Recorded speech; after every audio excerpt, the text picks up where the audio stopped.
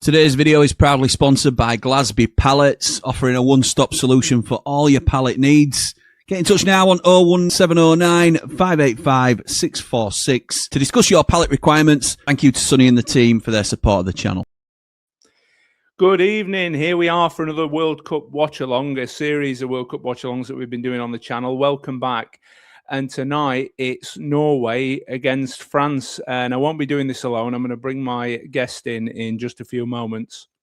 But just to talk about tonight's game, my co-commentator tonight did point out an interesting team selection for Norway tonight. Looks like they've rested quite a few players now. He's going to deliver the team news for both teams in a moment, but very interesting. So he pointed it out to me, and then I had a look at the path into the round of 32. Looks to me like the Norway manager seems to be quite happy with the opposition that they'll end up with by finishing second. At the moment, it looks like they'll face the Ivory Coast if they do finish second, and clearly he must fancy his chances because rested some big names and some key players tonight, whereas France have gone pretty strong. To take us into that a little bit more, I'm going to welcome one of my mates onto this stream. It is Statman Jack. How you doing, pal? How are you coping with the heat? Brutal. You? It's absolutely savage, mate. It's not too bad today, actually. Where I live, it was unbearable the last 2 days. Like you couldn't sleep in it. Today we've got a nice strong breeze coming through, so it's still hot, but it takes the edge off. So we're coping all right. I'm in my hot box here in my office, and it's okay. It's not too bad tonight. So, but you're going to give us the team news, mate. So very interesting team news. A couple of changes, I think you said, for France. But do you want to take us through? I don't know. Where do you want to start? Norway or France? Yeah, I'll go through France first before we talk about the heat stroke. Yeah, so France have actually pulled 4 players. So there's 4 changes. So they've taken Digne out, Saliba out, Rabiot out, and Barcola out. And they brought Lacroix in, Hernandez, that's Theo Hernandez, Chouameni, and Desiree Doué. So that makes a complete lineup of Mike Maignan in goal, Jules Koundé, right back, Lacroix, right centre back, Upamecano, left centre back, Theo Hernandez, left back, Chouameni and Kone in the middle, Elise right wing, Desiree Doué left wing, Ousmane Dembele in the 10, and Mbappe up top in the 4-2-3-1. For Norway, they've found 10 players down the back of the sofa. I think the managers had heat stroke or something, but yeah. So they've taken Nyland out, which is the keeper, Ayer, the defender from Brentford, Ryerson, Hegem, Moller-Wolf, Sanderberger, Odegaard, Soloff, Haaland, and Nusa. So probably their best midfield and attackers in the whole team have all been pulled. They put Selvik in goal, Falconer in, Ostergaard in, Bjorkan in, Berg in midfield with Forstvedt, Oscar Bob on the right hand side, Thilo Asgard, who plays the Rangers, formerly Luton, in the 10. Shelderup on the left wing and Jorgen Strand Larsen up top. The only player that's actually kept his place in the Norwegian side is a guy called Orsnes, and he played right back. He's playing right back today, and he previously played in midfield in the last game. Well, I mean, it's interesting, isn't it? I mean, it's got to suggest to me, and look, you tell me your take on it, mate. It's got to suggest to me that whilst France are probably looking to ensure that they win the group because they're perhaps looking ahead, they're looking at their route to the final. Norway, on the other hand, are taking a bit more of a short-term view. They're looking at who they're going to get in the round of 32 at the moment. From I looked at a chart, a layout just before we came on. It looks like Ivory Coast for them if they finish second. So they're looking at it a bit more short term. Obviously, the manager looks at the opposition and thinks, I'd feel like we have a good chance. Actually not there. Well, yeah, and just perhaps it's felt that they've got a good chance against that particular opposition. If they can get through, then he's a personal thing or something. He's had to go back to France or something. Has he really? Okay, I didn't know that. I think it's the assistant tonight for France. I'm sure the main guy's not there. Interesting, very interesting. But, perhaps they're taking, as I say, a longer term view, looking at their route to the final, whereas Norway are thinking, let's just get the best possible opponent we can get in the round of 32. Different expectations, even if you look I at the guess. benches, France have got, like Canate, Dina, the other Hernandez brother, Gusto, Saliba, Rabiot, and N'Golo Kante, Cherki, Zaire Emery, Barcola, Mateta, Akliuiche, I can't pronounce that one, and Better you than me. So their bench is, it doesn't really matter who's playing because they're particularly from midfield forward, they're all like top attacking players. Some of the defenders are aging out a little bit, like Canate and stuff not had the best season, and like N'Golo Kante is like 35 now, and but still options, isn't it? Whereas like for Norway, it's similar with Norway midfield and attacking. That all their best players are on the bench, but I don't really know any of their defenders apart from the one from Brentford that I. No, and it looks like, and I'm just trying to scroll down on my phone here to the best third place teams. So just looking at the group, obviously this game is going to decide who wins the group at the moment, unless Norway pick up a win tonight. France are going to win the group. Looking at what remains, obviously Senegal are the third place team currently in that group. Iraq and Senegal both on 0 points. Looks to me like it would, it seems to me that both those teams are out. Looks like it would be a miracle to get them through. I don't know what the connotation or equation is. I know that there's a very complicated one being thrown around to show how Scotland can get through. I think Scotland... Is anyone going to get through on 3 points? I think looking at the 12 teams at the moment, it feels like if anyone's going to get through on 3 points, maybe 1 or 2 squeeze through if they're lucky. I think the vast majority, if not all, will get through on 4. I think if you get through on 3, you need a plus. It's going to have to be a big goal difference, isn't it? You're going to have a positive goal difference at least with 3 points. Obviously, these two teams, they're just coming out now. They're playing in the Boston Stadium tonight, if I'm not mistaken, the home of the New England Patriots in Foxborough. So, they're on their way out now. Sander Berg there. Just coming out, a player we know very well, Jack. Gone on to bigger and better things, hasn't he? Yeah, great player. Shocked that he's at starting, but like you say, maybe they generally just feel like they don't want to risk the best players and they're happy to take second. If they win, they win. If not, then so be it, and they go with the second place because. They could throw Haaland on from the start and he's getting thrown about by French defence. And if he misses out in next game, then obviously they're in trouble, aren't they? Because I think they're pretty much guaranteed to go through already, aren't they, really? So, yeah, they're both through. Yeah, they're both on 6, aren't they? So it's going to depend on... So one thing I haven't looked at is who first place is likely to play in this group. So I'm going to have a look up for that now. I know that second place gets the Ivory Coast. So just going to have a look at who will... First place, England, probably. Yeah, more than likely. Who will, Group I winner get in round of 32. So... we'll have a look at that because it might be interesting to see who that's going to, how that's going to play out and who they're going to get as well. Sky Sports look like they've done a nice little bracket for this, hopefully. So that'll give us a quick idea of who. Yeah, they seem to have a live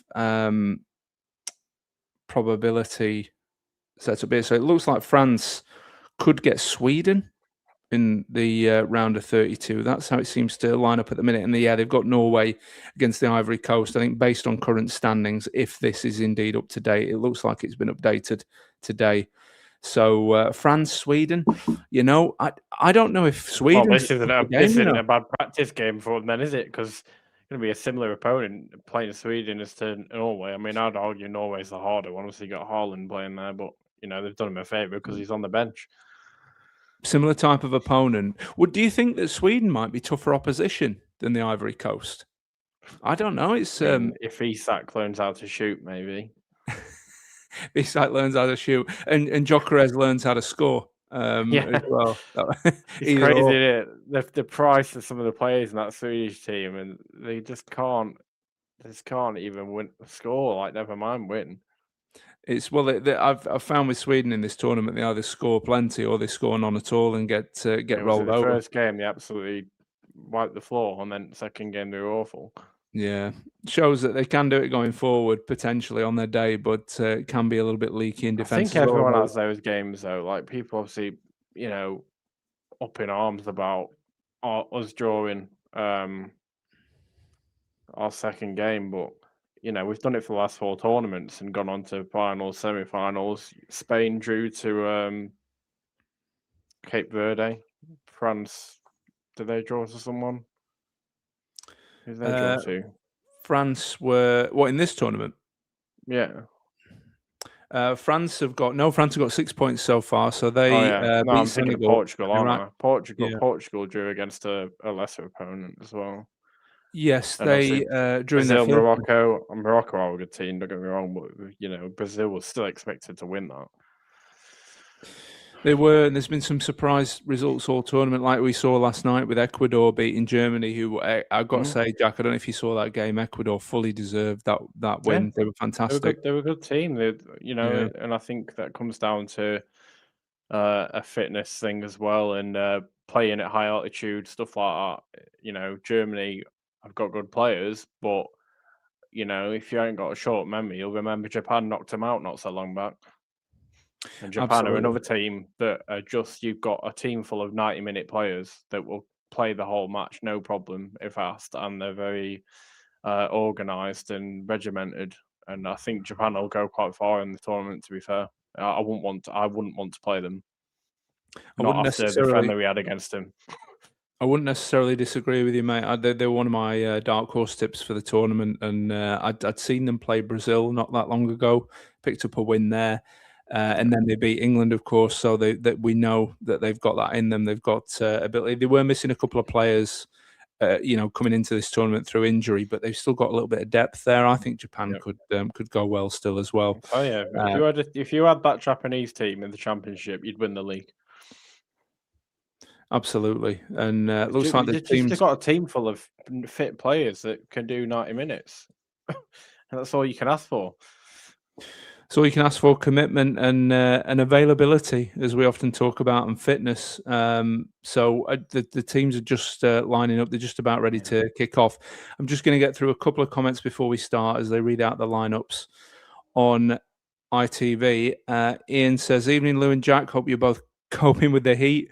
I think this might be fairly close. 2-1 France. I don't think that's a bad prediction at all, Ian. I could well see that. Although I'm saying to ask you what your prediction was. I need to check mine. Can you check mine at the same time? Because, mate, I can't remember. I honestly can't remember. Probably the same as me. You normally do. Yeah, we seem to be quite similar, don't we? Ian's prediction seems quite sensible in hindsight. Kevin says, "Good afternoon from Lakeland, Florida." Welcome, Kevin. Welcome to the chat. Dawn says, "Evening, lads. Hope you're both well. We've had thunderstorms here in Scotland today." Yeah, we had them last night, Dawn. We had some serious ones in the southwest of England last night. We had the windows open in our bedroom. Okay. They actually woke me up last night. They were that loud. So I've gone 3-1 France. You've gone 2-1. I've gone 2-1 France. So I've gone for the same as Ian. You've gone for France to win this comfortably. Yeah.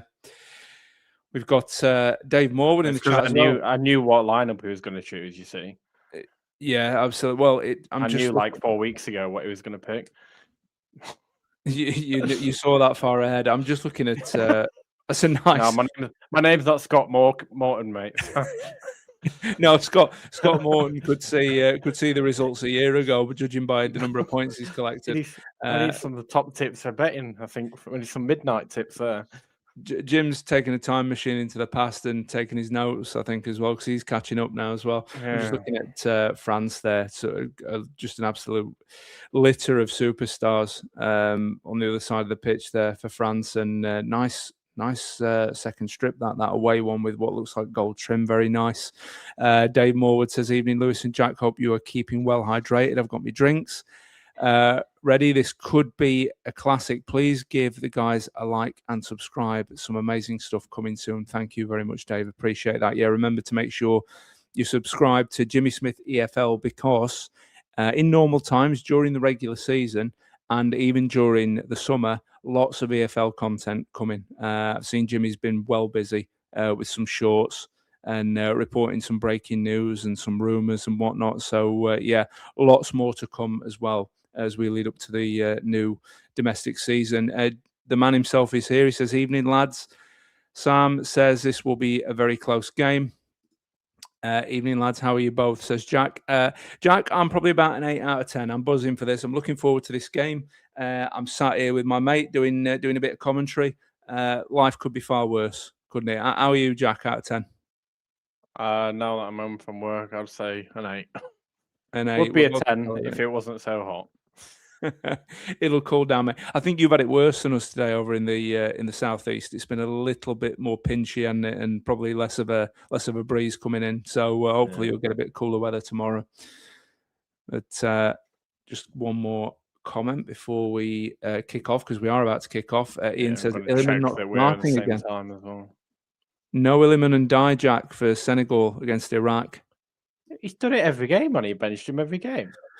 Unbelievable. I mean, I know Senegal have got some decent players, but I don't see that they've got the kind of depth to drop a player like that for 3 games. I just, strange one for me. Strange decision. Bring him back to United. We'll play him. Absolutely. I'd have him back in a heartbeat. I'd drive out to America now and drive him back under the water, whatever it took. Speedboat. Speedboat, yeah, whatever it takes. So we have kicked off. And let's check the time when it comes up. Make sure we're aligned.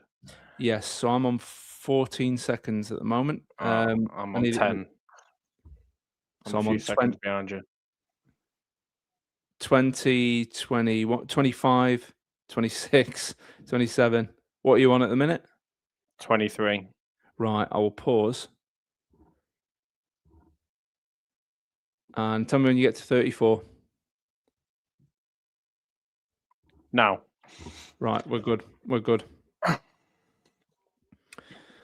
So, looked like there was an early chance for France. We were just trying to get lined up, and I didn't quite catch what happened. Hopefully, show it on a replay. But there was an early moment for France there. Upamecano was going to bring the ball out from the back. Really good defender.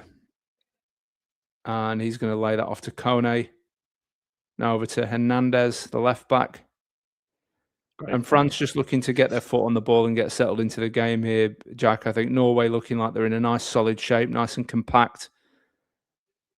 Just engaging as France approach that halfway line. I think this might be a case of sitting in a bit of a block for Norway tonight. I think so. I think they are, well, with that team selection, you've got to think they're happy with just getting through, and they're happy with having secured at least second place in the group. France clearly looking to just make sure that they win the group, not so worried about resting players. Dembele is going to switch the ball across the pitch. Doué's now going to come forward with it. Referees playing. Yep, referees got in the way there. English ref as well. Oliver. That is Michael Oliver. God. So giving the Premier League a good look there, getting right in the way. And I was talking to a mate today who's a Man United fan. Apparently they're looking at Tchouaméni. That would be a hell of a signing for Man United. So, yeah, the Casemiro replacement. Yeah, I think that would be an upgrade, and a younger upgrade at that. I think that would obviously they wanted Elliot Anderson, but he's gone City. So. Oh, he hit the bar. He hit the bar, yeah. We missed that at the start lining up, but Kylian Mbappe hit the bar about 20 seconds into this game, underside of the bar, came back down. Norway got away with one very early on. Norway looking for a penalty there. Norway not going to get it. Yeah, they had a guy open at the far post. Should have played it over the top. At least Norway's still got a decent striker like Strand Larsen up top, though. Yeah, I like Strand Larsen. I have to say, I know he didn't have a great awful drop off not playing Haaland. Well, that was a bit of a risky tackle. The ball breaks now, and it comes to Doué inside to Elise, back to Doué. Nice little interchange there between the two. And he's on the floor. Get him an ambulance. Koundé to Dembele. He plays a nice little slide rule pass into Mbappe, who was forced a little bit wide. And the ball's going to go out for a France throw-in. So the French captain getting very much involved in these early stages. Jack hitting the underside of the bar very early on and looking a constant threat already, just 3.5 minutes into the game. Might have been the quickest goal in the tournament if that had gone in. Now with Hernandez, it's over to Kone. He's going to switch that wide. Dembele's going to look to Ballon d'Or winner. Yeah, the Ballon d'Or winner. It's unbelievable, this French team. Oh, ball laid inside. Cleared. Oh, effort there. Good save from Norway's goalkeeper there. Was that Kone with that strike from just outside the area? Yeah. Terrific strike and a half volley. And a really solid stop. That's great. Norway looking really on the ropes here, just inside the box when he strikes that Kone. Did well to keep it low as well. He did. He struck that really well. Just get the lineup. So Selvik, the Norway goalkeeper, just familiarising myself with his name. Terrific save from him there. Oh, he's a championship keeper. That is a good question. His name is familiar. Yes, he is. He's the Watford keeper. Yes, well spotted, because I remember him making 2 terrific saves for Watford in a game towards the end of the season. Can't remember what game it was, but he caught my eye then. And I looked at his name there. I thought that's a familiar name. So, yeah, championship goalkeeper in Selvik. 2 terrific stops there. When Bamford flicked 2 past him. Yeah, apart from that. Well, that's Pat Bamford. Yeah, he could score past Alisson, couldn't he? Yeah. Mind you, a lot of people were scoring past him, weren't they, last season? I mean, Alisson wasn't great in that first game against Morocco. No, it's interesting, isn't it? Because speaking of goalkeepers, the Neuer drop off. Oh my days! Yeah, you know, Ecuador's second goal last night. Ecuador were terrific and deserved to win that game, but the second goal is so poor from Neuer's point of view, isn't it? He would have eaten it. He came out of international retirement for the World Cup, but from what I've seen, he's not been all that. He's been, even in the other games, he's made some clumsy errors. He truly has. You can see the drop off. You know, that second goal last night. You know, five years ago, he would have swallowed it. Have they really not got like a strong backup German goalkeeper? Surely, like ter Stegen or someone would be decent. Well, ter Stegen is the one that you would think would be the natural successor to him. Ball out wide now, and Dembele's going to come forward with it. Cuts inside. Great goal. Great goal from Dembele. 1-0 France. Fantastic. There watching. I neglected to put the score up. Save that one again. Let's put it up now. So France lead 1-0. Ousmane Dembele with a terrific goal. That was a fantastic finish, wasn't it, Jack? Yeah, brilliant. There's a reason why he's the Ballon d'Or winner. You wonder sometimes, like Mbappe being the obvious star of this team in name, but Dembele, he can sometimes steal the show. I agree. He steals the show a bit. That is a fantastic ball to Dembele. Yeah. Stretches the pitch. Three defenders that he completely dummied there. That is an excellent pass. Standing there. I'm trying to see who it was that laid it across to him. I think it was Doué, wasn't it, from the left-hand side? Yeah. Fantastic. And he chops inside on his left foot, chops outside on his left foot, strikes it with his right foot past Selvik. It's unstoppable. Fantastic finish. And keeper starting off pre-season with a bang. Yeah, well, it's no more than France deserve, because they've set out the traps quick in this, haven't they? They've had three attempts at the Norway goal already, and we are under 8 minutes into this game, and France lead 1-0. And at the moment, I have to say, Argentina have impressed me so far. Senegal lead 1-0. Yes. Yeah. Just going to find out who scored the goal in that game. But the teams that have impressed me, Jack, Argentina. Have looked terrific with Messi. France have impressed me as well. I thought France were very good against Senegal. They're looking like they're absolutely on fire in this game already. looks like it's the central defender that scored for Senegal. Abdoulaye Seck of Maccabi Haifa has put Senegal in the lead against Iraq. So at the moment, it's showing the Group I standings. France on 9 points, Norway on 6, Senegal on 3. Surely Senegal is on going to 0. try to score as many as they can, because then they might actually go through. Yes, because they've got a slither of a chance, haven't they, if they can go in with a nice positive goal difference. So they've got to try and put some runs on the board, haven't they? Yeah, Oscar definitely. Bob just trying to turn away from Hernandez. He's a good player, Oscar Bob. Yeah, I like Oscar Bob. He's got the best name in football as well. Yeah. I'm just going to dive into a few comments just to keep up. Barry said Norway are representing the Vikings, so I'm all in on Norway. Hope they win the World Cup. Yeah, have you seen the Viking row, Jack? I've been loving the Viking row that Odegaard got the fans doing.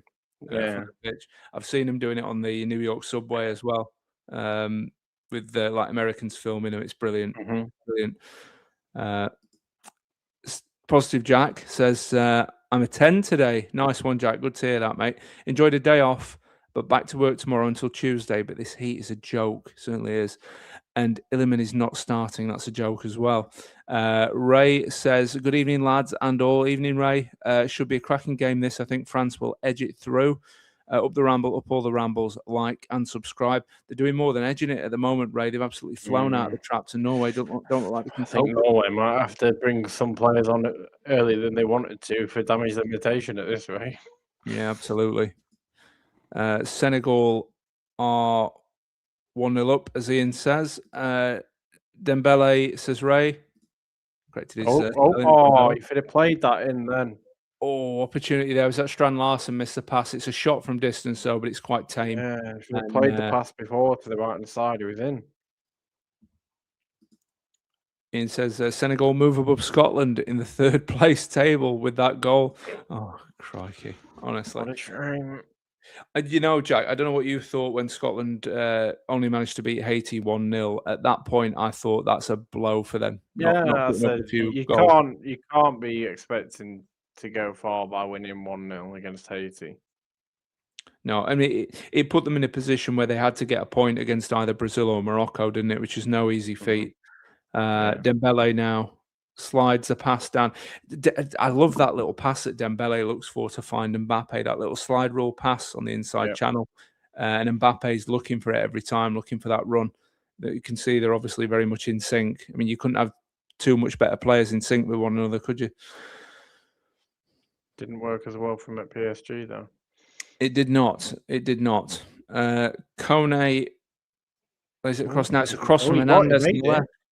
Oh, no one on the end of that. Cross back across the goal. And it remains Norway 0, France 1. I'm just going to try and have a look at the 3rd place table. So, yeah, at the moment, Senegal are in the top 8 of the 3rd place teams with a -2 goal difference. But we have to say there's only Croatia above them that have only played 2 games. They've got Algeria, Cape Verde, Belgium, and Congo. We can open the gap up. Yeah. That's the problem there. A few teams below them. And I think, you wouldn't put it past Congo to pick up a win, potentially. I can't remember who they've got in their last game. Belgium will win their last game. Cape Verde, you wouldn't put it past them to get another draw the way they've been playing. Now a chance for France again. Mbappe lays Elise in.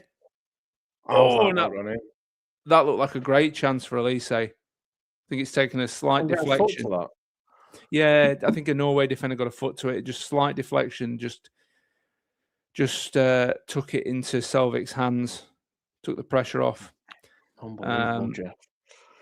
So it's still a lot to do for Senegal. I think they need to try and, as you say, Jack, they need to put some runs on the board tonight to try and make sure that they're in a strong position. Once they play their game tonight, it's out of their hands then. Oh, it came off his arse cheek. There you go. There we go. But I to do with his arse cheek. I think before the tournament, I was thinking the whole best 3rd place team is a bit of a nonsense. But actually, when we've gotten to this stage now and there's still a lot of teams with a lot to play for, I think perhaps in hindsight, it's probably good to keep the tournament alive for more teams. it's a little bit, it's a difficult one, because you think if you finish third in the group, do you deserve to be in the round of 32? But keeps the tournament exciting for everyone, doesn't it? Keeps it interesting going into the final round of You games. do get them shock results as well, especially in the knockout rounds. That's potentially how you get these sort of dark horses going far. Indeed.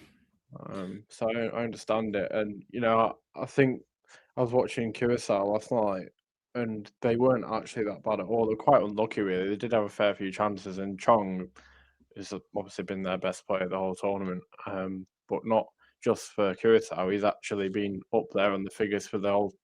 Oh my Chance! day! Oh, what a chance for Strand Larsen! He brought it down brilliantly, Jack.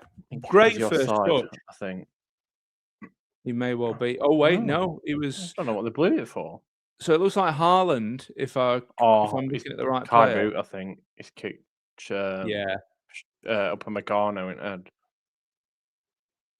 I think that might be what he blew it for. So that if that's what they've given it for, that's a bit of a joke, because last night did it come off his hand? Maybe. Possibly.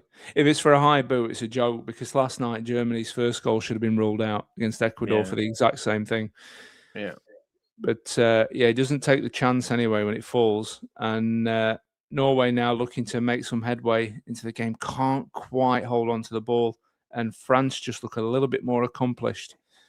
When like I said about Chong, his figures like for dribbles past and like amount of times the player's been tackled, he's right up there for the whole tournament across like all teams. So it was good to see. He definitely made an impression on what from a viewer's perspective, but it was definitely good for Curacao as a whole. They weren't an awful team to watch. I mean, obviously they struggled against Germany, but they did still score against Germany. But in their second and their last game yesterday, I don't think they did too bad at all. They could have definitely drawn or got a win out of the one yesterday if they had a bit of luck go their way. Obviously, they drew against is it Ecuador or someone they drew against? Yeah, it was Ecuador they drew against. Obviously, just beat Germany, so they can't be too disheartened with that result overall. But that's their tournament over now, unfortunately. Yeah, and fine margins at this level, you can just suddenly find yourself out a bad result or two, and it's all over. And France now just looking to come forward over on the right now with Dembele. He's going to look to cut inside again, and it's given us offside. So let's just see if we've got one or two more comments. Looks like we have. Michael Brown, Lord Michael Brown is in the comments. You would have thought that if Norway had any ambition to finish top of the group, they would have had their strongest lineup starting. No Odegaard, Sorloth, Berg, or Haaland. Yeah, as Jack pointed out to me before we came on, but I think it's changed 10 players. Yeah, I mean, I think they're just clearly happy with Ivory Coast as a round of 32 opponent and fancy the chances. The left winger that they play normally, that Nusa, he's really good. And Sorloth, they've been playing in right wing, he's really good as well. So, there's... France in behind again now. It looks far too easy to get in behind Norway in this game. Good save from Selvik. His feet at the near post. I definitely think they might change that midfield sooner than they wanted to. Yeah, they just look too easy to play through at the minute. I think they're not going to cope without bringing like Odegaard and potentially Sander Berge on, because they're just literally walking past them all here. You can see the drop off, can't you? When they take players like that out, who've got the ability to get their foot on the ball and keep possession and kind of stifle the opposition a little bit. At the moment, we saw France. I'm surprised they're taking that Ayer out. The Brentford defenders. Like, I understand some of the more further forward changes. If they want to rest and stuff, but a centre back, at least you keep your main centre backs on, because then you got a chance of keeping, making it hard to score against and keeping the score down. Yeah. Realistically, France are going to be going at you for most of the games. So you'd want to keep your best defenders on, surely. So I don't really understand that one. They've literally changed the whole back line. You've got to feel that they've just binned this game and hope for the best. If they win, it's a bonus, but they're happy to go through. For me, I'd want to keep as many as I can playing together, so you've got that momentum going forward. Because if I you agree. bin 10 players out, you're kind of upsetting the momentum a bit. I They've agree. just had two good wins as well, Norway, before this. If I was them, or if I was a Norway fan, I'd be thinking, yeah, it's France, but if we play at our best with Holland at that, we've got a chance of winning this game. Yeah, I agree, and it's obviously they've taken a different approach. Their logic is different, but I agree with you. I believe in consistency of selection and keeping your best players out there. But obviously they That's know why, more like with about the condition as pre-season well. stuff, as pre-seasons go on, obviously, like when it first starts, you tend to do like 2 different teams, 45-45. But then as time goes on, you blend in like your main team to do 60, 70, 80 minutes until when you're at the back end of pre-season, you've literally got your best 11 starting and playing for the majority of the game as if it was a normal league game. You know, Norway hence like they bringing it. did like the warm-up matches before the tournament. That was the whole point in that, to, you know, Yeah. test out who's at what stage, you know, who's fit and who's not, and then find your best 11. Well, they've sacrificed that Oh tonight. my And Dembele with a God. shot. What a goal! 2-0 Taking France. the mick. Dembele He's taking again the mick out of him. from. He must have been. I'd have to watch it back to determine, but he must have been 20, 25 yards from goal, Jack. Easy 25, 30 yards out there. Just no, he's just like, it's not even trying. It's like no effort involved. He just sticks it and it goes in. It's incredible. How good was that goal? The technique on it. Selvik had no chance, did he? Mbappe's getting his shorts pulled. Unbelievable. But Mbappe having his shorts pulled, still got the ball away to Dembele. Dembele's a good 25 yards. Well, fair play to Michael Oliver for letting him play on there as well. That's a beauty, that finish. That's absolutely stunning. And 25 yards, curls it into the bottom corner. No keeper in the world saving that. He's having target practice against Selvik here. Poor Selvik is, well, we're 20 minutes into this and France lead 2-0 and the Ballon d'Or winner has got both of them. Fabulous. Well, both goals were sensational, but the second one is probably one of the goals of the tournament. That is what you want from a right winger. It's absolutely fantastic. And he's one of those as well. You could play him at 9 in. Hang on. Norway put one back. It's 2-1. It's 2-1. Asgard, the Rangers boy. Asgard with a very ruthless finish into the bottom right-hand corner of France's goal. Again, keeping it really much chance. Formerly, where was he at before Luton? Wigan. He was at Wigan before Luton. He was. Thelo Asgard with, we'll get it up on screen, a route back into the game for Norway. Nice little dummy skip inside. Passed up a Meccano. Who just seemed to let him go. And terrific finish into the bottom corner, wrong foot at the keeper as well. Well, we've pulled out a cracker here, Jack. It's been a cracking game so far. You just want it to stop here then now because it's 2-1. So just get the deck chair out. Yeah, this is what me and Ian want. You need another goal, don't you? I'm just waiting for I'm waiting for the Dembele hat trick, mate, and then I'll be happy with that. Well, with how porous Norway have looked so far, I don't hold much confidence that they're going to get this. They're going to bring this 2-1 result home. For an outfit. There we go. French are loving it. They're having a good time, and a drink. I could see France scoring at least another couple of goals, Jack, if not more. Oh yeah. The way it's gone so far. It's a corner now to France. But stuff like this won't be France's strength, like set pieces, because all Norwegians are just huge. So that's why I think Dembele is just going for the long range shots. They've got another corner now, so that's cleared by Norwegian header. And big wall of Norway fans behind that goal. They'll be able to do a Viking row from there for sure, but they'll not be doing it if they go down to a defeat tonight, and as it stands, they will be. But they have got a route back into the game with that Asgard goal. Dembele steps up to take the corner from the other side, so it's in swinging on his right foot from the France left now. Oh, that's a release. Chance for France. France just lining up to take shots from distance. Norway really not closing the ball down quick enough. Should just having target practice now.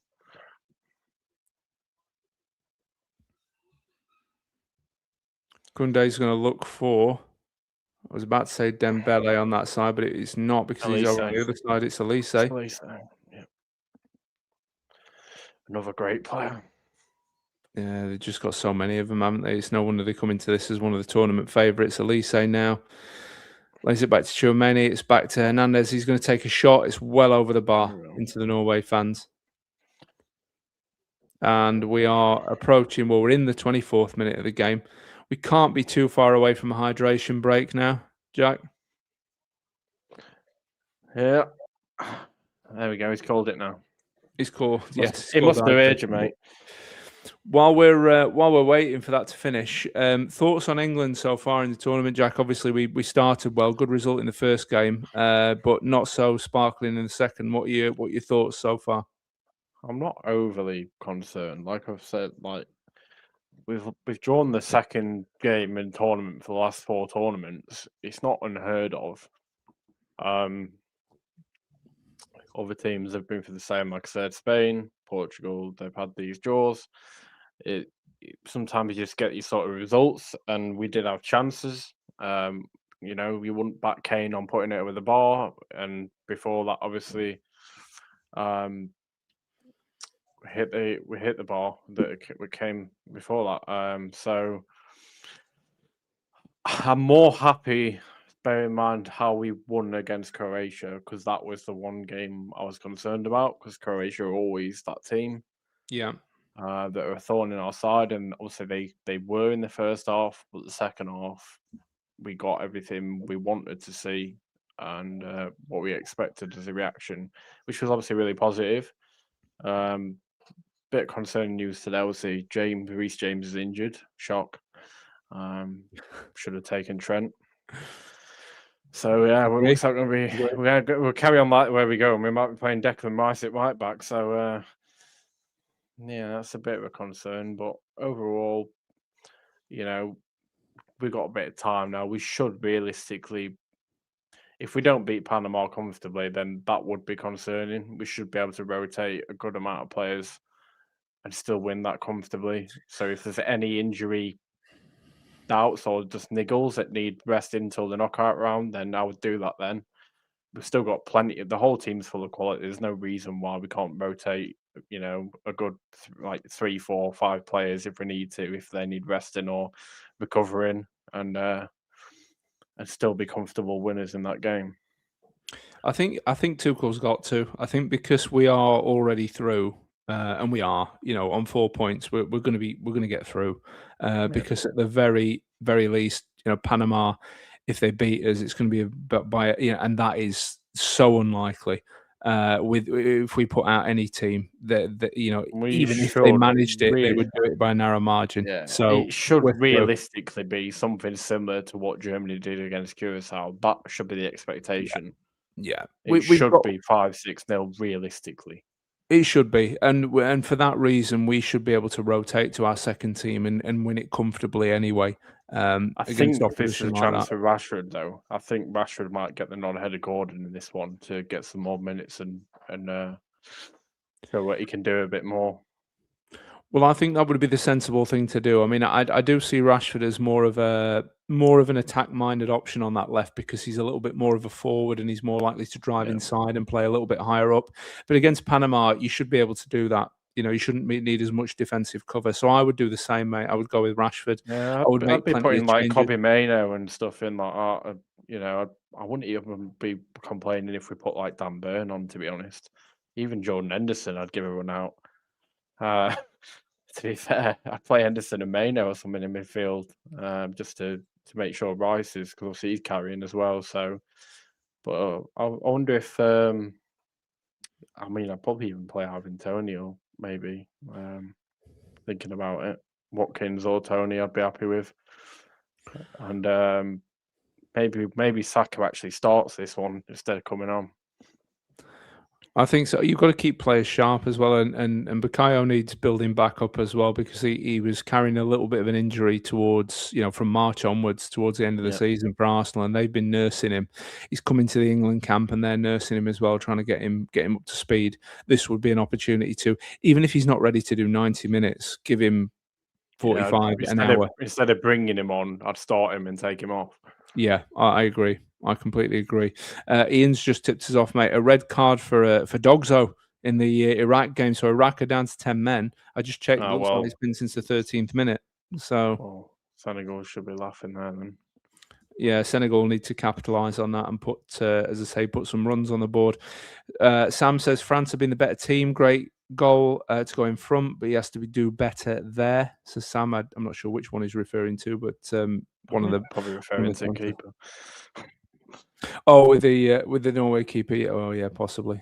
Or unless he means the French keeper. For the Norway goal. Oh, it's still in. No. Oh. Good ball into the box, but it's gathered in the end. Like Mignon. So Mignon is, and they're doing the Viking row now. Norway trying to get their, trying to give their players a little bit of a lift, a bit of encouragement. Yeah, it almost reminds me of when Iceland beat us.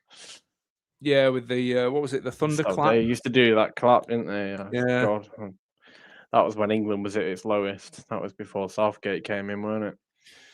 Yeah, I mean, look, I'm a passionate England fan. I remember watching that on my own upstairs in the house, and throwing something across the room after that result. I was so frustrated. I mean, I think that's the most angry I've been as an England fan.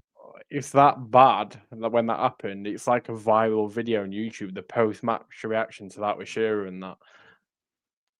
It was just literally slate the team.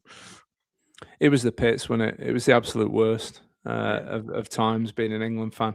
And then Gareth came and turned things around, and hopefully we're starting to build towards a team that eventually might be able to win something, mate. I'm not convinced they do it this tournament, but I think we're on the right path in terms of player development, in terms of approach. Gareth always got us so close, he just couldn't quite get us over the line.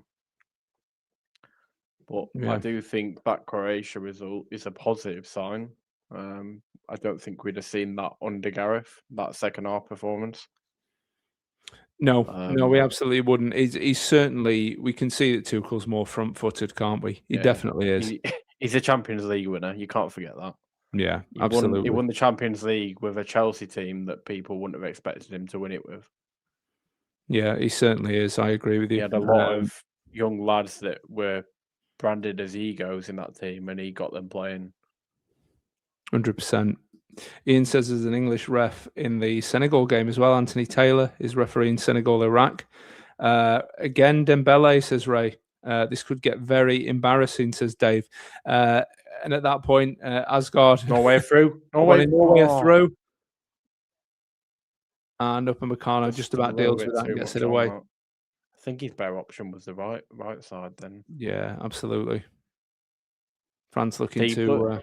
must be... Haaland must be doing his nut on the bench, because them balls are like a dream for Haaland. He would outrun him and he would be on that ball and he would be putting it in the corner. And he's just watching them have the ball up top, play the ball through, and he's not on the pitch. Well, Dembele looking menacing again here. He finds Mbappe with an inside ball. Now with Hernandez. France building again. Doué's got it on the left-hand side. He's looking for an option inside. Lays it back to Kone. It's out to Dembele. Chouameni. Dembele. Hat-trick. Shot away. Hat-trick. He is taking the mick out of Selvik now. He is literally taking the mick out of him. Ousmane Dembele, the Ballon d'Or winner, with a hat-trick inside. We're half an hour in. Unbelievable. He scored the same goal 3 times in a row. Is the keeper not learning here? What's going on? Well, the Norway defence certainly isn't learning, and the keeper's not either. France lead 3-1. Call from Watford. Selvik's available for transfer, boys. Got to make sure we get the right score on screen. There we go. 3-1 to France. We are we're just over half an hour in. Oh my word! Another great finish from him, but yeah, they're just not. They're not dealing with it, are they? I don't Wednesday need a keeper actually. They do. Who was that? Who was that guy they had at the start of last season? Horvath, was it? Horvath, yeah, Ethan Horvath from Cardiff, wasn't it? That's it. Third choice goalie, top draw. That's the one. Unbelievable from 5 keepers all season. I think it was in the end. Oh, it's incredible, honestly. I mean, Looks like they're missing out on some of their top targets from the likes of York City as well, Jack. Well, ain't got as much Interesting. money as they thought they had, have they? Because they couldn't even keep Thingy in midfield. Yeah, they're going to have Ingleson. Couldn't keep Ingleson there. He's gone to Stoke, so they're going to have an interesting summer for sure. But in this one, France lead 3-1, terrific goals from Dembele.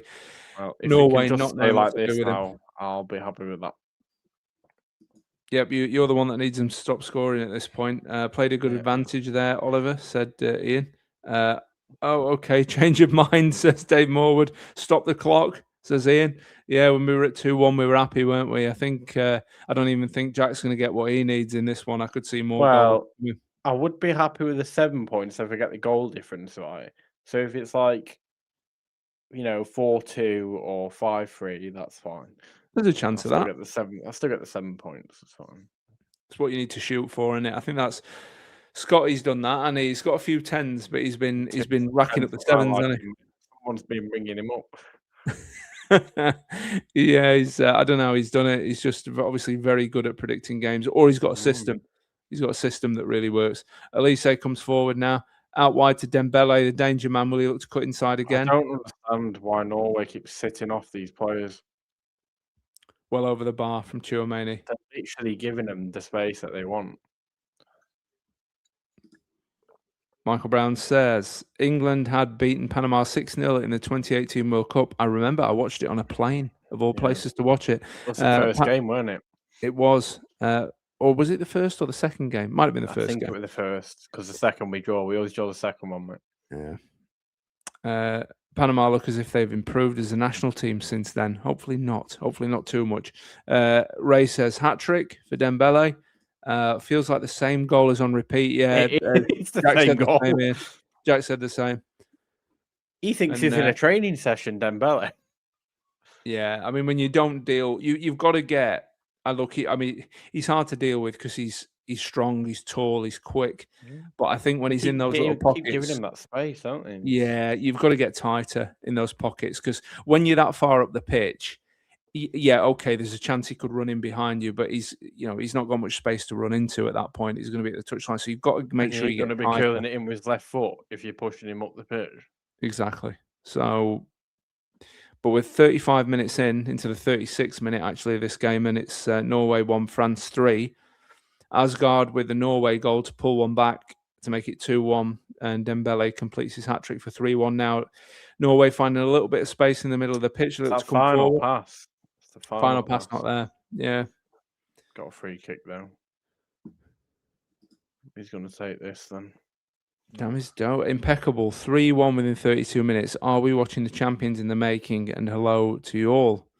Hello to you. And I think we may be watching the champions in the making. I've certainly not seen many teams, if any, better than France in this tournament. I think Argentina with Messi lighting it up, maybe. Like I said, I think if Norway had played their main back line, I don't think this would be happening so easily.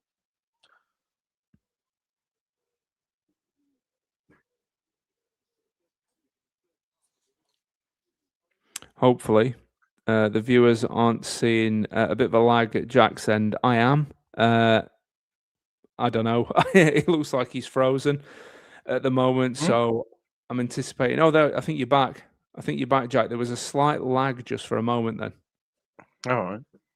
But I think you're back now. You're all right. Okay. I don't know. It might just be at my end, mate. Don't know. The viewers might be able to tell us. We've also get Meldrew to put a tenner on internet. Are you sharing it with Meldrew? Is that the problem? Slightly befuzzled by how Haaland has not dominated this tournament yet. He can't dominate if he's not on the pitch, can he? Yeah, he's not on the pitch tonight. Haaland was an interesting one. So I was talking about Norway with a couple of people before the start of the tournament, and we all know what Erling Haaland's capable of, but we were all saying, well, you've got to get the ball to him. And then the first two games, I'm thinking, they're getting the ball to him, which makes him a problem all of a sudden. Yeah. As Jack says, though, if he's not on the pitch, he can't do a great deal. I think with some of these balls in this game, I think he would suit it. I think there'd be more in the game here. Well, they would, because they'd have someone to stick it to, wouldn't they? They'd have someone that the ball could stick to and hold up. They could definitely play over the top of France. I definitely think they could do that. And France now looking to build out again. Upper Meccano, halfway through France's half. Tchouameni, back to Upper Meccano. Lots of bodies forward for France, lots of movement. Always look dangerous. Elise, Sloppy from Dembele, and Norway. Mbappe. Can't even hold the ball for 2 seconds. Now with Doué on the left. I've got to say, Jack, like you, I'm not panicked over England. I think the Ghana game was what it was. I think I also think that come strong good. opposition suits us. It does. I think it does. I think problems like Ghana gave us, I think we struggled to solve that. I think Japan were a little bit the same, although Japan were a bit more dynamic, breaking out at speed. But it's similar. They dropped into kind of a mid block and a low block at times and made it hard. I think we struggled to deal with that. But you look at this France team, and you would, if we meet France at some point, yes, it might suit us more tactically, but they've got so much threat, haven't they? You just look at it and think, how do you beat this team? I do think we were unlucky in the Ghana game, though. There was definitely moments that we could have scored, but on the flip side, we were lucky at times too. But yeah, well, the big chance was towards the end, wasn't it? When O'Reilly hit the bar and Kane had the rebound, huge chance. You wouldn't expect Kane to miss that. It's just one of those days. Yeah, 9.5 times out of 10 he buries it, doesn't he? I did have a feel. I did kind of think in my head maybe he'll change to a 4-4-2 and put like Tony or Watkins on with him, but it's never happened. No, absolutely. And we're coming up to we're in the 40th minute of this game now. Norway just looking to try and rebuild in this game. They are just inside their own half. He's going to play a long, what looked like it was going to be a long diagonal ball. It's a ball straight out of play from Ostergaard. So complete waste of possession. France now get to take a throw inside their own half. Haaland looking a bit bemused. Yeah, he's like, get me on the pitch. Come on. The thing when you get to the knockout stages, though, like the style of play and the overall feel of the games are completely different for both teams. Like, no one really sits in and goes to the jaw to force penalties, like, unless they're overall struggling in the game late on and they're trying to see it through.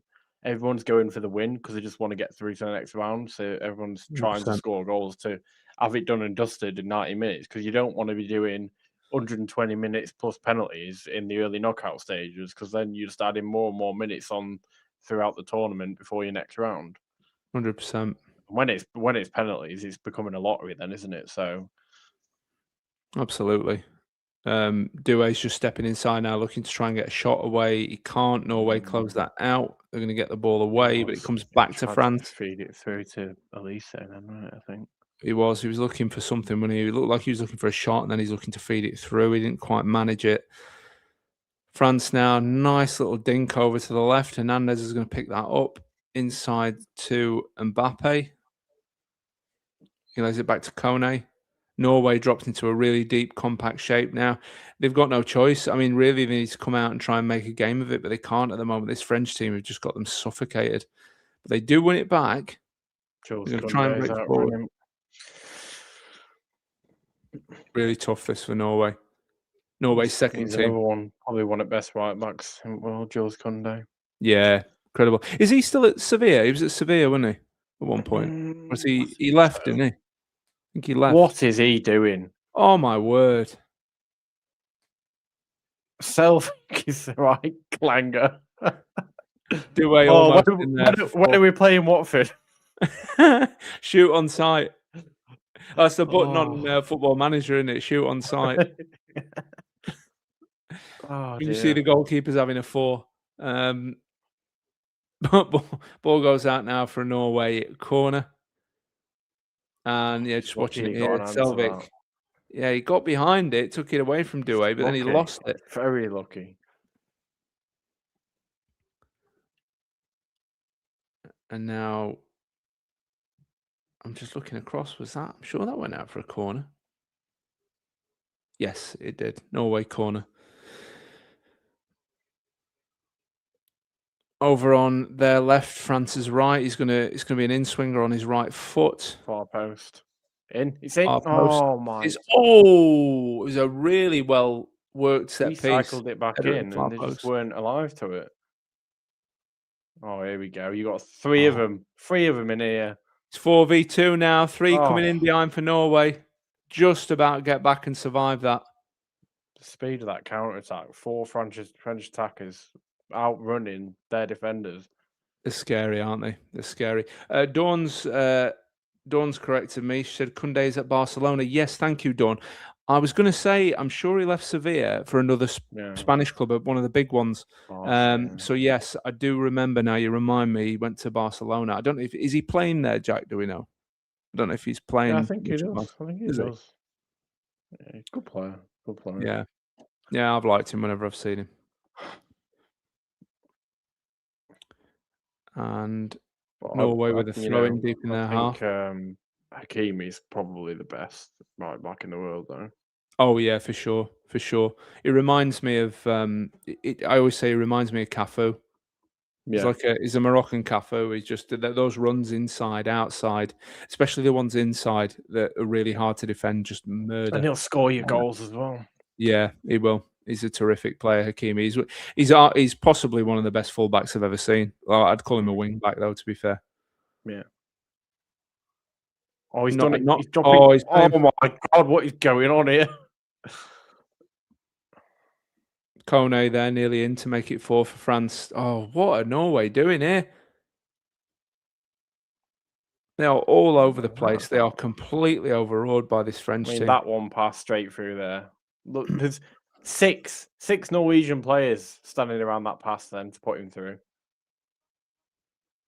Tries to drag, standing there, watching that ball go through the box. Kone tries to drag the ball with the top of his foot around Selvik. Can't quite get it away from him. Dave Morwood says, do you think Norway manager got team sheets mixed up and gave him the subs list? I think he did. I think that's what Jack stroke, mate. Yeah, Jack thinks he got heat stroke over there in the United States. Oscar Bob's got the ball now. Norway looking for a route back in. I think Norway might make some changes at half time. Yeah. I think they've got to, haven't they? I mean, if they could somehow just jam a goal, it'll be 10-1 otherwise. It could be.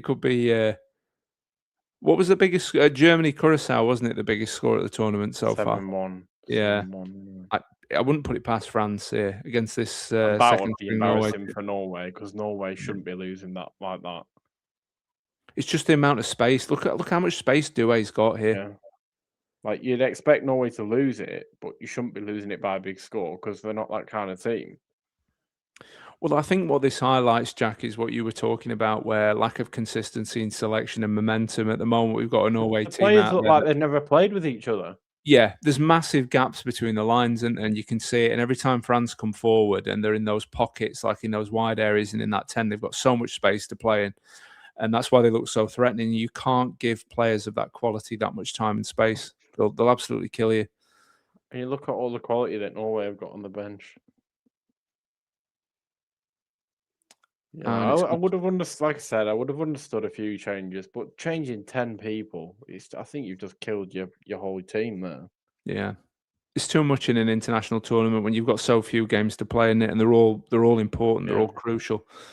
Yeah. And France looking to build now again inside the Norway half. A free kick. Looks like it's Elise that's been held back. Michael Elise, Jack, lovely player, isn't he? Really nice player. I would like to see him I would like to see him back in the Premier League. He's terrific, isn't he? And he was what made him and Eze at Palace was what made Palace really good. And ever since they were separated, and then obviously Eze left as well, they've not been the same. Well, there was talk of interest from Real Madrid, wasn't there, in Elise this summer? Which I think Liverpool are interested as well because they obviously Salah is officially gone, but might be going back. But even if he did go back, I'd still want another right winger at Liverpool because they just haven't got that depth at all.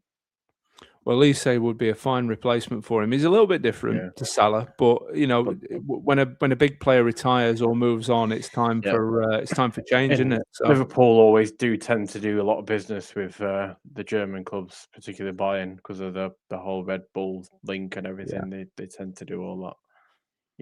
With Klopp having good relationships there, it's sort of maintained with Liverpool. You'd expect them to do business with clubs like that.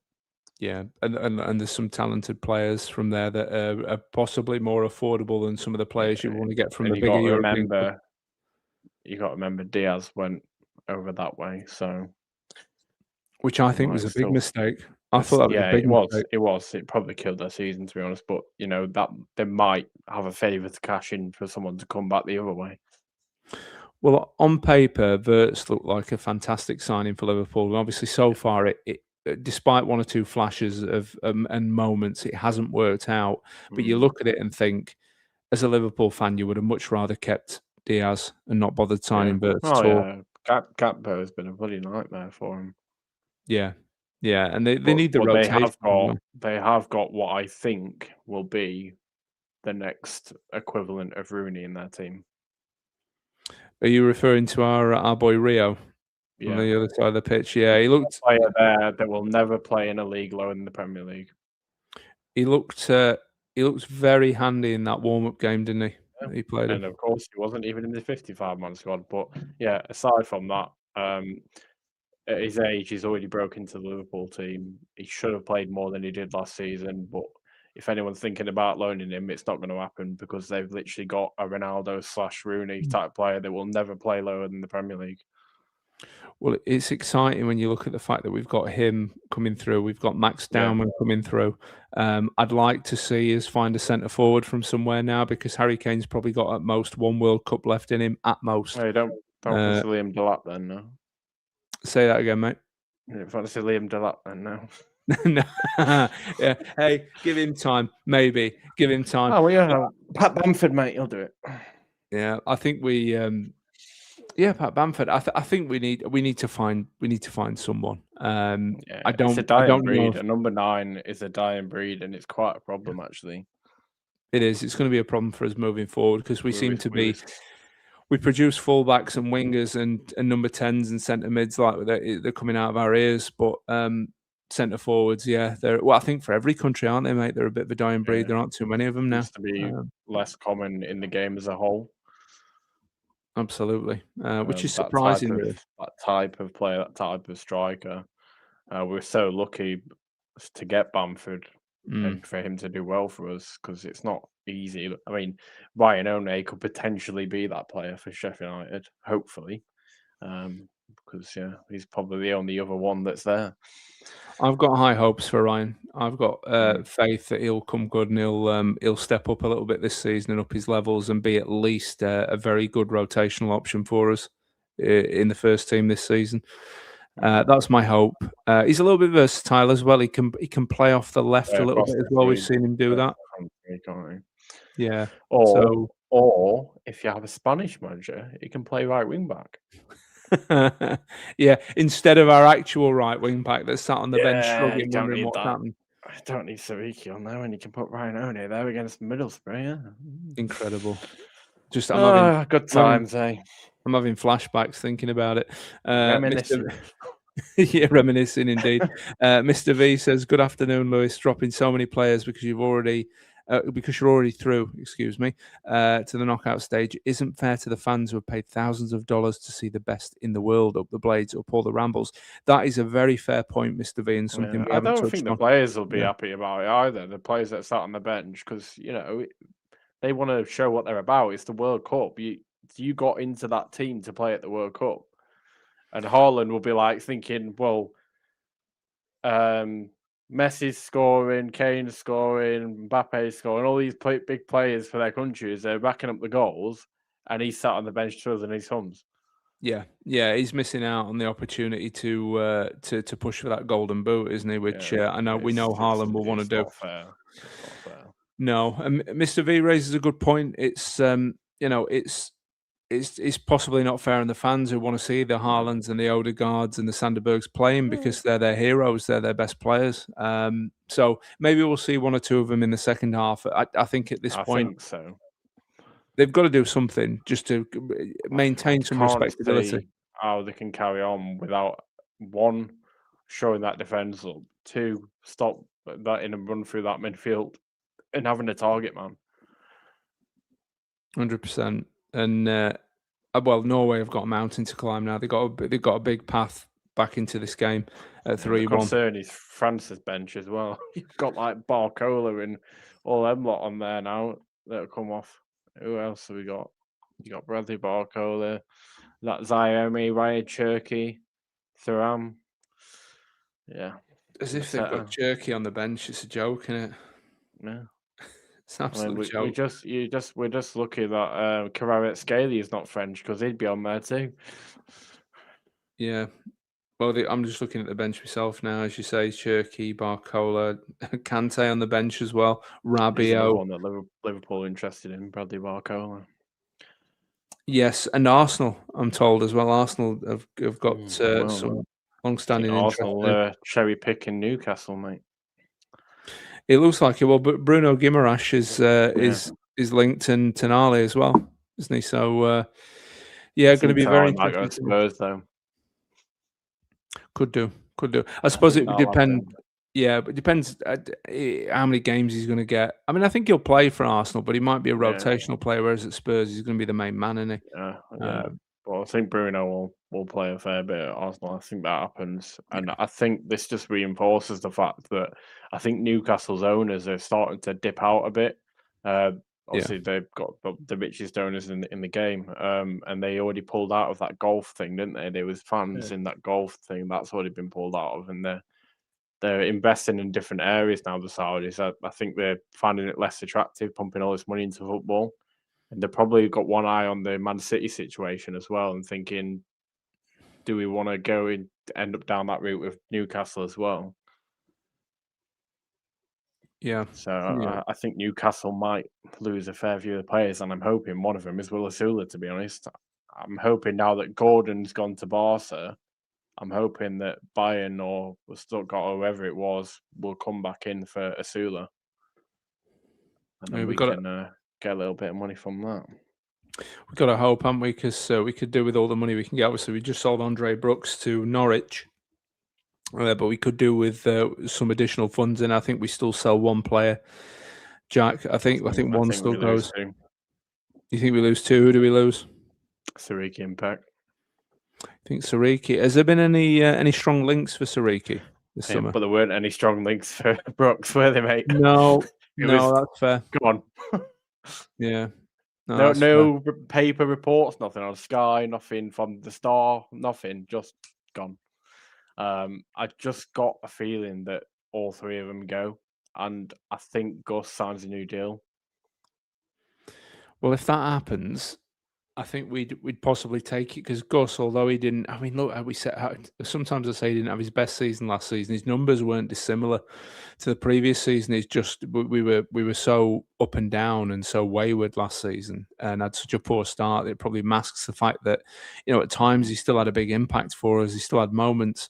I think if we can keep him top assist for the league, you can't ignore that. If we can, he's going to play the 10. Yeah, well, if we can extend his deal and get a little bit more out of him, I think we do. We think take certain things are aligning for us regarding Gus staying, and I think I don't know if you've seen. I said before, Brooks's agent is exactly the same guy as Kyle Walker's. Now, if that's a favour for a favour, if Siriki's out the door, I think Kyle Walker might happen. Interesting. Well, I think we'd all take that as well. I think the big money sale is obviously Peck, and I want this to happen for him. I want him to go to Brentford because I know that he'll get looked after by Keith Andrews there. He won't just be sat on the bench twiddling his thumbs and that. I think he'll go to a good team. They'll play him. He'll develop well, and they're looking at getting Zian Fleming and Jaden Anthony out of Burnley as well. Well, he needs to go to a Brentford or a Palace or someone like that, somewhere where he's going to have a chance of getting plenty of games. He doesn't want to be going somewhere where he's going to potentially disappear. Not at this stage of his career when he's still young and he's got a bit of momentum. He's playing for the England under-21s. He's highly regarded. So we'll see, mate. We'll see. I mean, in an ideal world, I'd love to keep him, but if the right money is slapped on the table. It's like anything else. We've got a plan for all scenarios. Whichever players go, they'll have a plan to replace and grow and rebuild. And everyone's got big long lists of players, and the advantage that we have is that we've had a long time to look at these players because we already knew quite early on we weren't in the playoffs. Yeah. And now we've just got a nice chunk of change, which is pure profit because there's an academy player for the Andre Brooks sale. So that puts us ahead in the shopping market as well. Whereas, teams like Burnley and West Ham haven't even started selling yet. So, I think we've got a bit of an advantage there that we've now got 10 million ready to go on top of, whoever else potentially goes. It's a good early breakthrough deal for sure. Damisdale says the Scots are still in it. Haaland would be Highland in pronunciations, lol.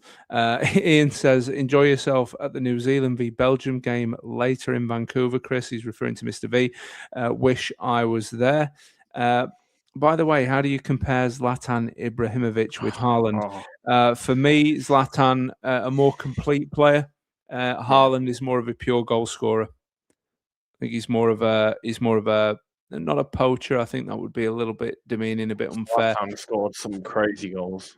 Yeah, Zlatan is a more complete player. He's technically more complete. I would say Haaland is more of a prolific scorer, though. You didn't mess with Ibrahimovic. You knew you weren't going to beat him. No, he was a proper bully on the pitch. He was a terrific player. He had that winner's mentality as well, didn't he? Yeah.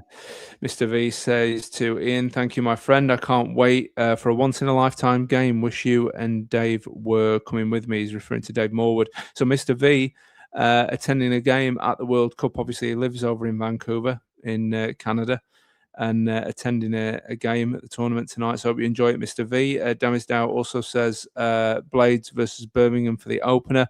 Perhaps the first and second by the end of the season. Well, we'd all take that, wouldn't we? We'll be first. I don't know about them being second.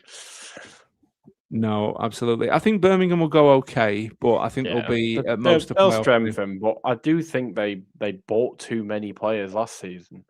I think they're going to have to move and shift around because they had too many players sat around that were quality, but they were just sat on the bench not playing.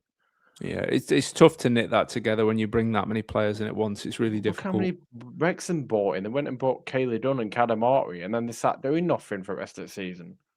So they've got like 10 strikers or something. Kiefer Moore, Sam Smith. You got Josh Windass, then Kadamari and Cayley Dunn are sat there thinking, why am I here? Yeah, it's very tough to knit that all together. There's just to me, it felt like too many signings. A lot of people said they go really well and go straight through. I predicted they'd finish about 10th. I can't remember where they actually finished, but it was around mid-table. Was it 7th in the end? Wrexham finished 7th. They missed out because it was beating Derby. They missed out on playoffs because obviously Hull won as well, didn't they? Oh yeah, no, sorry, I meant Birmingham. People were saying Birmingham. Yeah, I think they 2 places above us, something like that. Yeah, I think I predicted them at the start of the season to be about 10th. I think it's about right with that. I think. I think I just felt it'd be too many. It'd be too many players coming into the door at once, and it's a big leap as well into the Championship. It's not easy when you come out of League One. We've been there. We finished just outside the playoffs our first season from League One. Obviously, they've already done business with us buying Jock Robinson, so we've got some other players like.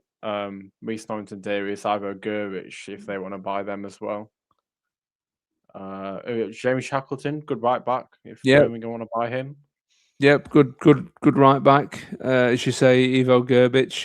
And anyone else that we wouldn't want to lose, Jack? Anyone else that we'd be desperate to keep that they can? I think there's a few lads. Ukaki and Chukwin. Yeah, we'd do him a deal, wouldn't we? Do him a good deal. Yeah. And James is in the chat. Evening, guys. What do you think to Brooks going? Personally, I think it's good business. For how little time he had left, what hurts him being sold to a rival? Yeah, he has been sold to a potential promotion rival, James. Right. I think 10 million is a good price for him. I think it's a good fee. It is. But you can't, the whole rival thing, I don't buy it, right? We bought Tanganga from Millwall. Did you see them? Well, he was their player of the season, right? Obviously, they weren't happy about it. But who finished where this season? Well, exactly. Millwall playoffs, we weren't. They didn't have Tanganga and we did, and that was their marquee sale and our main signing of the summer. It doesn't mean anything. If a team's coming in with that sort of money, it doesn't matter if they're in the same league as you or not. Premier League to Premier League transfers happen all the time. League One to League One, League Two, League Two. It happens everywhere. If They do. someone's coming with the money, you can't turn it down. It doesn't mean Brooks is going to go to Norwich and tear it up. He was at the Player Awards in a knee brace because he'd just done his MCL. I think people are forgetting that.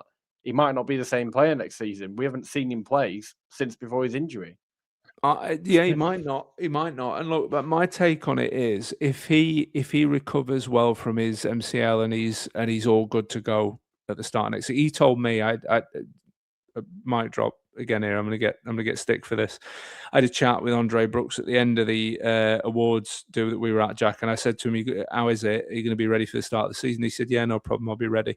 At that point, he's probably thinking he's going to be playing for Sheffield United. But he says he's going to be ready for the start of the new season. Now, if he recovers well from that injury and gets back to where he was, I would say maybe even if not in the short term, in the medium term, he'll go well at Norwich. I think Andre will do fine at Norwich. Yeah. He'll play to a similar level, if not a little bit better. It doesn't mean he's going to absolutely rip it up, though. Because not necessarily. Not necessarily. We've got 10 million Great British pounds in our bank now, which they rightfully had available to buy, because they sold Josh Sargent and Nunes for I think 25 million. So people are wondering, like, why have Norwich got money and we haven't? They sold two players for 25 million. That's why they got money. Exactly, and I think, look, both clubs can benefit from it. I think Andre Brooks will potentially be a good player for Norwich, but I think ultimately, even if he does well there and becomes a bit of a mainstay for them, eventually they will think that 10 million is too much. They'll feel they've overpaid for him eventually, because I think his ceiling. If they don't get promoted, they will. Well, his ceiling's a top-end Championship player for me. Yeah. I don't think he's a Premier League player. He's certainly not at the moment, and I think he has to go a long way to become one. So £10 million is a lot. And I don't know if you've seen it, but his mum's done a post on Instagram as well. Really, really nice. So saying similar things to Andre and thanking the club for believing in him and taking him on the journey through the highs and lows, since he was 8 years old. So, his mum's obviously sad for it to end as well. But he's in the next challenge of his career and stuff. So, there doesn't seem to be any hard feelings or interference from his family or everything. I think his agents just got him a move, and it was too much for us to turn down, and they've offered him decent money, and that's it. And we'll have targets to replace Brooks. At the end of the day, he was our only winger that we actually had, apart from Chong. So we've already got winger targets realistically. So this just means we can probably pull the trigger on some earlier. He'll do fine there. He'll do good at Norwich, but I think they've paid too much, and I think ultimately we got the better end of the deal. That's my feeling. But it's happened. Good luck to him. Sheffield boy, Blade. Good luck to him. It is a lot of money for a Championship to Championship transfer. It is probably going to be one of the biggest, if there's any. I mean, look, we paid what, 7 or 8 million for Tanganga. Yeah. Different position. I get that, but if we'd have gone and bought, I don't even know, some other right winger from the Championship for 10 million, we'd probably say it's too much for a Championship player. It does feel like a lot. Players just lining up to come out for the second half. Norway are making a couple of subs, mate. Torsby and Holmgren coming on for Norway. I've not quite caught who's coming off. I might be able to. 10 million is the sort of money you spend when you just get promoted to the Premier League and you want to buy a good amount of players. You've got a few, 10 millions and, a bit like what Sunderland sort of did, but it's not very common to be splashing 10 million out in the Championship. Just trying to look, think about when we bought Gus, right? We bought Gus when we was in the Premier League and we paid 12 million for him. And that's when we was in the Premier League. And that was 12 million and he was on a long contract. And, we still get probably 7, 8 for him now because he's the sort of player that he is. But I don't mind 10 million for Brooksy. If there's some add-ons in there and a sell-on clause or whatever, then so be it. But yeah, the reason why I think Sariki and Pet go is I don't know if you've seen the training kit pictures today, but neither of them two are in any of them. Well, I mean that might be a coincidence, but at the same time, it could be that there's deals in the offing. It could be that there's deals in the offing. You never know. I meant to ask you, what do you think to the training kit? Do you know what? I only caught a slight glimpse of it about an hour before we came onto here. I'm a big Adidas fan. It looks smart. Mate. It looks smart. Black shorts with the red as well. It's nice. I like the shade of red that they've gone for as well. It's nice. Yeah. Very nice. Yeah, if you see the close-up picture with the detail, it just looks good quality. It's nice. We're going to check it out. We should have one kit, at least one kit, before next weekend when we play Halifax. Would it be nice for because that'll get everyone excited and everyone will want to take the kids down? I think it'll happen in the week. I think next week it'll happen. I'm just checking out the two subs that Norway made at halftime. So Bjork and Torsvedt have come off. Holmgren, Pedersen and Torsby have come on for Norway. So they have made a couple of changes at left back and in the centre of the park, looking to firm things up. So the second half's kicked off and Norway 1, France 3 is how it finished in the first half. I'm just going to get into... Still not the midfielders that I thought they'd bring on. No, it is surprising. They're obviously just looking to protect that team for the round of 32. It's an interesting approach. Dave Morwood says Haaland, Elise and Musiala all could have played for England. In fact, Musiala played for the under-21s. Imagine picking a squad if they'd have been involved as well, Dave. Unbelievable. So many great players would have missed out. What Brooks will earn will be spread over 5 years, not 3, says James. I don't know the nature of the deal, James. I don't know what deal Norwich have done with him. For me, he's gone. A 5-year deal, and they will obviously they pay us over 5 years because that's how contracts work. But we can loan against that 10 million straight away because that's the way it works. When people get big signings and they know they're going to get that 10 million over the next 5 years, you're like, "Oh, we've got 10 million here, so can we spend it now, please?" You can get it in straight away. You're right, mate, and that's how a lot of clubs do it. Dave Moore says, wish we were Chris. He's referring to Mr. V at the World Cup. Damisdale says, okay. A string of B-spelled teams do well. Birmingham, Burnley, Bristol City, Blades, he backs to do well. Bristol City are an interesting one, certainly, because they brought in Sam Tickle. Well, they brought in Sam Tickle, which is penalty. Penalty for Norway. We'll come back to that in a moment. Definite penalty, Jack, for me. At first glance, Oscar Bob wins it. Hernandez brings him down. Looked like a pen in it all day. He left his leg out. He toe-poked the ball, but then he left his leg there. Little Cruyff turn from Bob. Yeah, stopped him getting to the ball. Yeah, it's a definite penalty. Well won by Oscar Bob. Nice little Cruyff turn. And a chance to get Norway back into the game. Going to take this. Oh, wait, no, he's not. Let's see who is going to take it. It looks like... Asgard. Or Strand Larsen, probably, I imagine. It'd be Asgard or Strand Larsen, I think. Well, it's a chance to get Norway back into the game. And they wait in anticipation. So that never happens, does it? Mbappe never complains about things. Yeah, he likes to get involved, doesn't he? I don't know how you can have any complaints. You can't have any complaints about the penalty. I think there might be a bit of mind games there trying to put... Yeah, he's trying to put the taker off. Strand Larsen now steps up, puts the ball down. He's a big bloke, Strand Larsen, isn't he?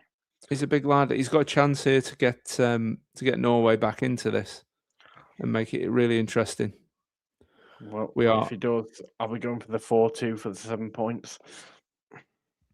Well, we're 4.5 minutes into this second half, and he steps up, takes a few steps back. I think he scores this. He'll take a deep breath. I think he scores it as well.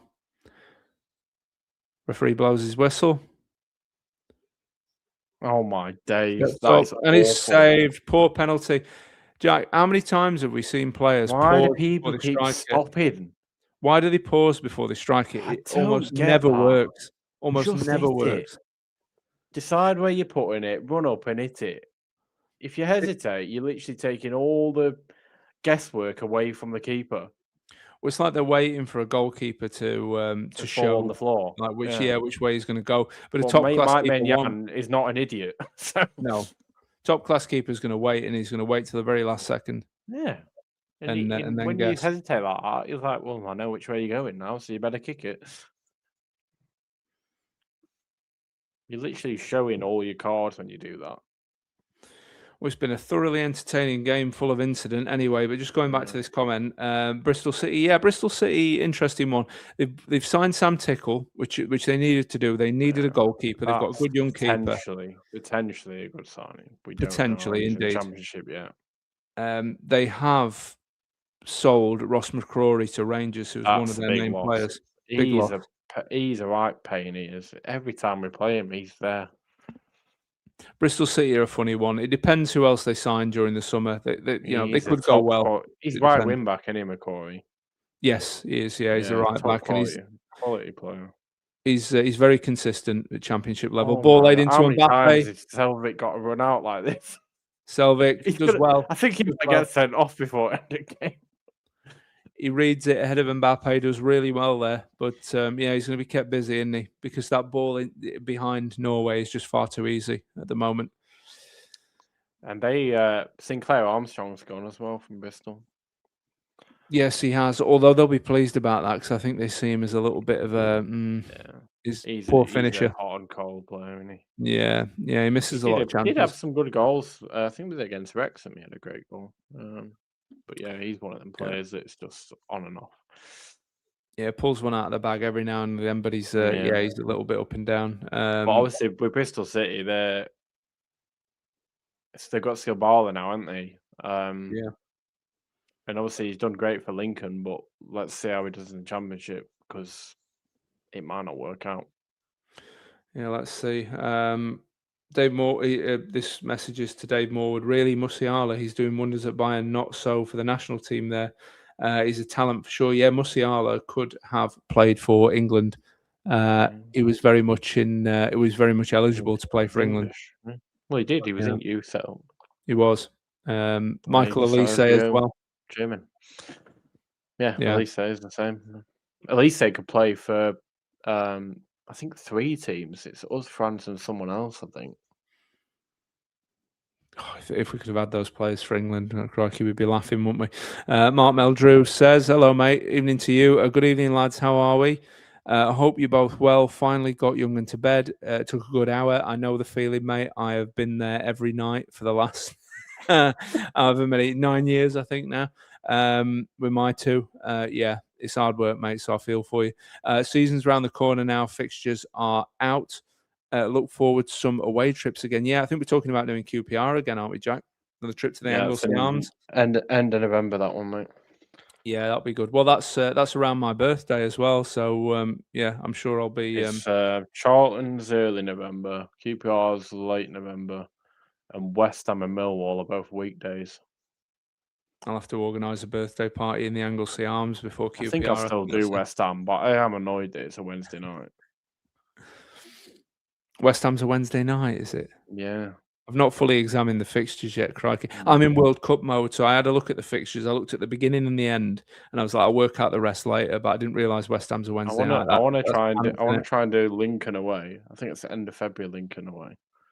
Yeah, I'd like to do Lincoln away as well. I don't think I've been to Sincil Bank, but I've never been inside the stadium, so I think that'd be a good one to do, actually. That's one of the grounds I haven't done. I've got a few to complete my... the 92. What do you think to Carabao Cup? So we got Mansfield again, haven't we? You couldn't make it up, could you? I messaged my stepdad. He's a Mansfield fan. I used to go there a lot when I was a kid. I used to live in halfway bottom end of Sheffield, so I used to go with him to watch Mansfield at Field Mill. I messaged him. I was like, you couldn't make it up, could you? I was like, we just had him in FA Cup at our place. They knock us out, and Carabao Cup first round away at Mansfield. I did just signed David McGoldrick. Oh dear! I did laugh when I saw that somebody had said, "Oh, that's us out." Then again, first round. They've only beaten us. I'd like to think we go there with a lot more promise, considering it's our first game of the season, because that's actually before the Championship game. It's the weekend before. Yeah. So I'd like to think where Wilder wants us to go there with the full intention of winning that. But yeah, you just know Dizzy will score against us. hopefully we have a good pre-season And ahead hopefully of that. we don't let Louis Reed bang him in from corners again. Absolutely. James says Brooks's mum works in our office. A decent person. Yeah, And I'm sure she's. on Instagram. I'm sure she's pleased for her son. He's got himself a move, Yeah. and sounds like more money as well. So good for him. Oh, Mbappe with a shot. It's not far away. Selvik needs a drink, mate. Yeah, Selvik. And not a soft one. He does. He's going to need a stiff drink after this, and that's just over the bar from Mbappe. Selvik looked worried for a moment. France are good value of the 3-1 lead, says Sam. I agree, Sam. Adidas always puts out good gear and wears as well. James, absolutely. I think I'm going to buy some of that training stuff this time, I think. I often buy the training stuff, to be honest. I have bought one or two. In my life, I've bought a few of the home and away shirts, but quite often I buy the training gear because I use it to go running and things like that. So I buy more training gear than anything else, to be honest. Yeah. Mbappe is so unlikable, says Ian. I agree, Ian. It's an ego thing. That's why PSG couldn't wait to get rid of him. Yeah, it's it's for sometimes their ego overtakes them. We've seen that with a few players in recent times. Seen it with English players. Look at we have thingy. What's his name for Spurs? Oh, what's his name now? Dele Alli. Oh, Dele Alli, yeah. He's he could have been potentially one of England's best ever players, and it was like Mourinho said to him, it's the attitude, and he tried to help him, and it just never worked. Absolutely. Bristol City have a strange owner. They never seem under pressure to sell. I do, like Scott Twine, says James. Yeah, Steve Lansdown, the Bristol City owner. So obviously I live, as some people know, in the area and know that club quite well. Back in the earlier part of his ownership, he did put quite a lot of money into the playing side of things. I'm not saying he still doesn't. I don't look at their accounts. I don't look at what he does. It's different now, though, isn't it? Going into this season, because they're going to only do 11 million a year over 3 years or whatever it is now. Well, it's different going into this season, and I think football's become a lot more expensive as well. So back when, I remember Steve Lansdown during Bristol City's run to the playoff final back in, I think it was 2007, when they lost to Hull City. And back then, they were spending a little bit of money on players. I remember them spending a fortune for Championship standards on Nicky Maynard at one point. Yeah, I know Nicky Maynard. I grew up. My best friend that I grew up with in Sheffield, him and his family are Bristol City fans, and he always used to go on about that goal where he did the double flick in the box and then volleyed it in. Yeah, he was a decent striker. He was a decent striker. They paid a lot of money for him, and they were spending some money and trying to push forward at that time, around about just after they'd been to that playoff final. But football's become more expensive, and Steve Lansdown's got another business as well. He's probably got other investments, I would guess, as well. But he does get a lot of stick now for not pushing the club forward and maybe not putting enough money in. I think it's his money at the end of the day. I don't think it's for anyone to tell him what he does or doesn't do. He tries to run a sustainable football club. I think they are, although they're probably running at a loss like most Championship clubs. I think they are still pretty sustainable. He's improved the stadium. They stay as a punching mid-table side in the Championship. They're up against parachute teams and bigger clubs than them as well. I think it's tough for them. They've done well to keep hold of like players like Twine. I'm surprised that he's still there. I mean, you might not be come the start of the season. You never know, but I think a lot of their team is like good Championship players, not like over the top, like top end Championship. They do have the odd one, so didn't they have Eze? Did they have Eze at one point? Was it Eze? Bristol City. One, wasn't it? Who was the one that played for him? I don't remember Eze being there. I remember it weren't Eze. It's thingy. Semenyo. Semenyo played for Bristol. They did. City, Antoine Semenyo. Yeah, he came through. Well, he came through the youth system. Eze was QPR. Yes. Well, they had Semenyo, Bristol City. They had Alex Scott. They've had a few players as well, the striker that they sold to Villa. The what was his Watkins, name? trying to remember the African striker that they sold to Aston Villa away back. They've had some good players. They've had some good players come through their academy. They're a self-for-profit football club. Yeah. They are. They're a selling club, like a lot of clubs are. A lot of clubs without parachute payments are. They're just like any other club in the Championship. Bristol City. They need one golden season. They need one good season where they go on a run and get promoted a little bit like Hull did this season, and then all of a sudden their world changes. Yeah, like Coventry and Derby, and then their world changes because they go up, they get all the Premier League money, and they get the parachute. You've got to remember, Coventry have been building that team for like 4 seasons. Yeah, and they've had to lose, O'Hare, Gus, and Gyökeres in that time as well to get to where they are now. Yeah, I think that should be a reminder to people that you will lose good players along the way, but it doesn't mean you won't become better for it. Exactly, and look, it's tough as well for a lot of clubs in the Championships that have been a long time in there without parachute payments. It's a challenge for them. They're up against teams that can spend. Yeah, they're up against clubs that can spend a lot more money. Bought Samari, so Samari, Stoke might want to stay there even longer, I think. Yeah, you may well do. And look, it's tough. It's tough for these clubs. They need one golden season. They need to just get it right one season and go up, and it changes everything. You need the players that want to be there, the players that will put the effort in, and a good manager. And Coventry managed to tick all of them boxes, really. They came so close last season with Lampard, and Lampard had come close with Derby before that.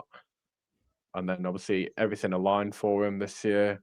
We had a bad season. Some other teams had bad seasons. They had a good amount of depth and just good Championship players and a manager that knew how to get him winning. And it worked out for him, and it hurts because I think we'd have been in their place if Wilder would have been there and we built on what we'd already been building last season. But we're not, so we've got to try and make it our year this year now. We have, and it's going to be very interesting with the teams coming down. Like big teams coming down and parachute payment stuff. But Coventry have proven, and Hull have proven, who did it under embargo, that it is possible. Absolutely. Oh, and Senegal have just scored. Senegal, yeah. Ian's just said in the chat here, it's 2-0 Senegal, stop the clock. Because he must have 2-0 Senegal on his prediction league. 2-1. Illiman on now, says Ian. Oh, it's 3-0, says Ian. And Morwood. Oh, they're going for cricket score now then. So they need to just score as many as they can.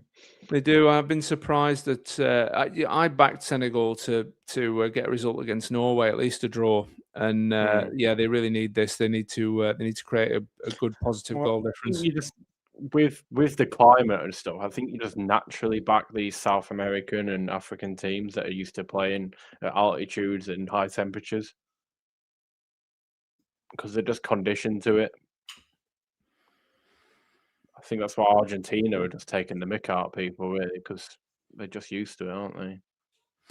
They are. They're acclimatized. They're accustomed to it. Mbappe comes forward. It's blocked. Like if you had teams like Mbappe, if like Peru was in here, I think even teams like that would be like a little dark horse in the tournament because the capital of Peru is like what 9,000 feet high or something, so they're like that in Quito or whatever it is.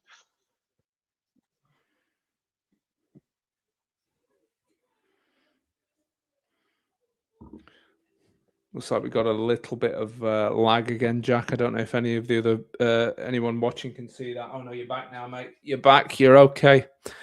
I told you need to go and put tenner at meter. Yeah, Meldrew, where are you? Are you in the chat still? He's got the kitty. He's got the kitty. Yes, he's got all the money from.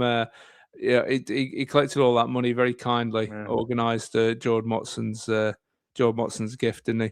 But we never got any confirmation, we never got any confirmation. It was all. We don't know what it's been spent on. We never got a receipt, did we? He's gonna be digging us out soon in the comments. Might have been that weekend in Wales, the Carrington weekend in Wales. Yeah, I reckon that's where the rest of the funds went. At least George was there to enjoy it. Dembele is just showing his goals here again. Fantastic. Just same goal on repeat. Can't deal with him.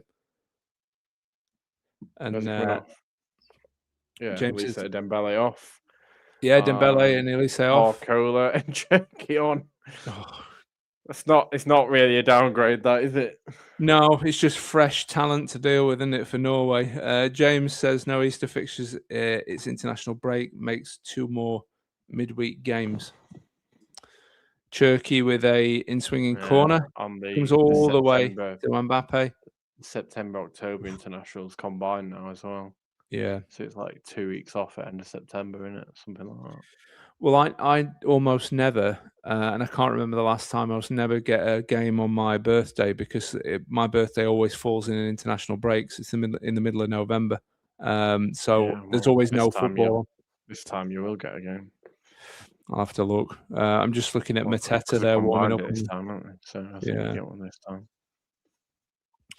Mateta warming up there for France on the touchline. Yeah, I mean, he almost didn't get in the team. He had to sort of force his way in because he'd not really been called up before, and then he got called up. Was it in like the run up to the World Cup, like Yeah. the friendlies or something before? And then I think he scored a couple of goals, and then they called him up and brought him to World Cup.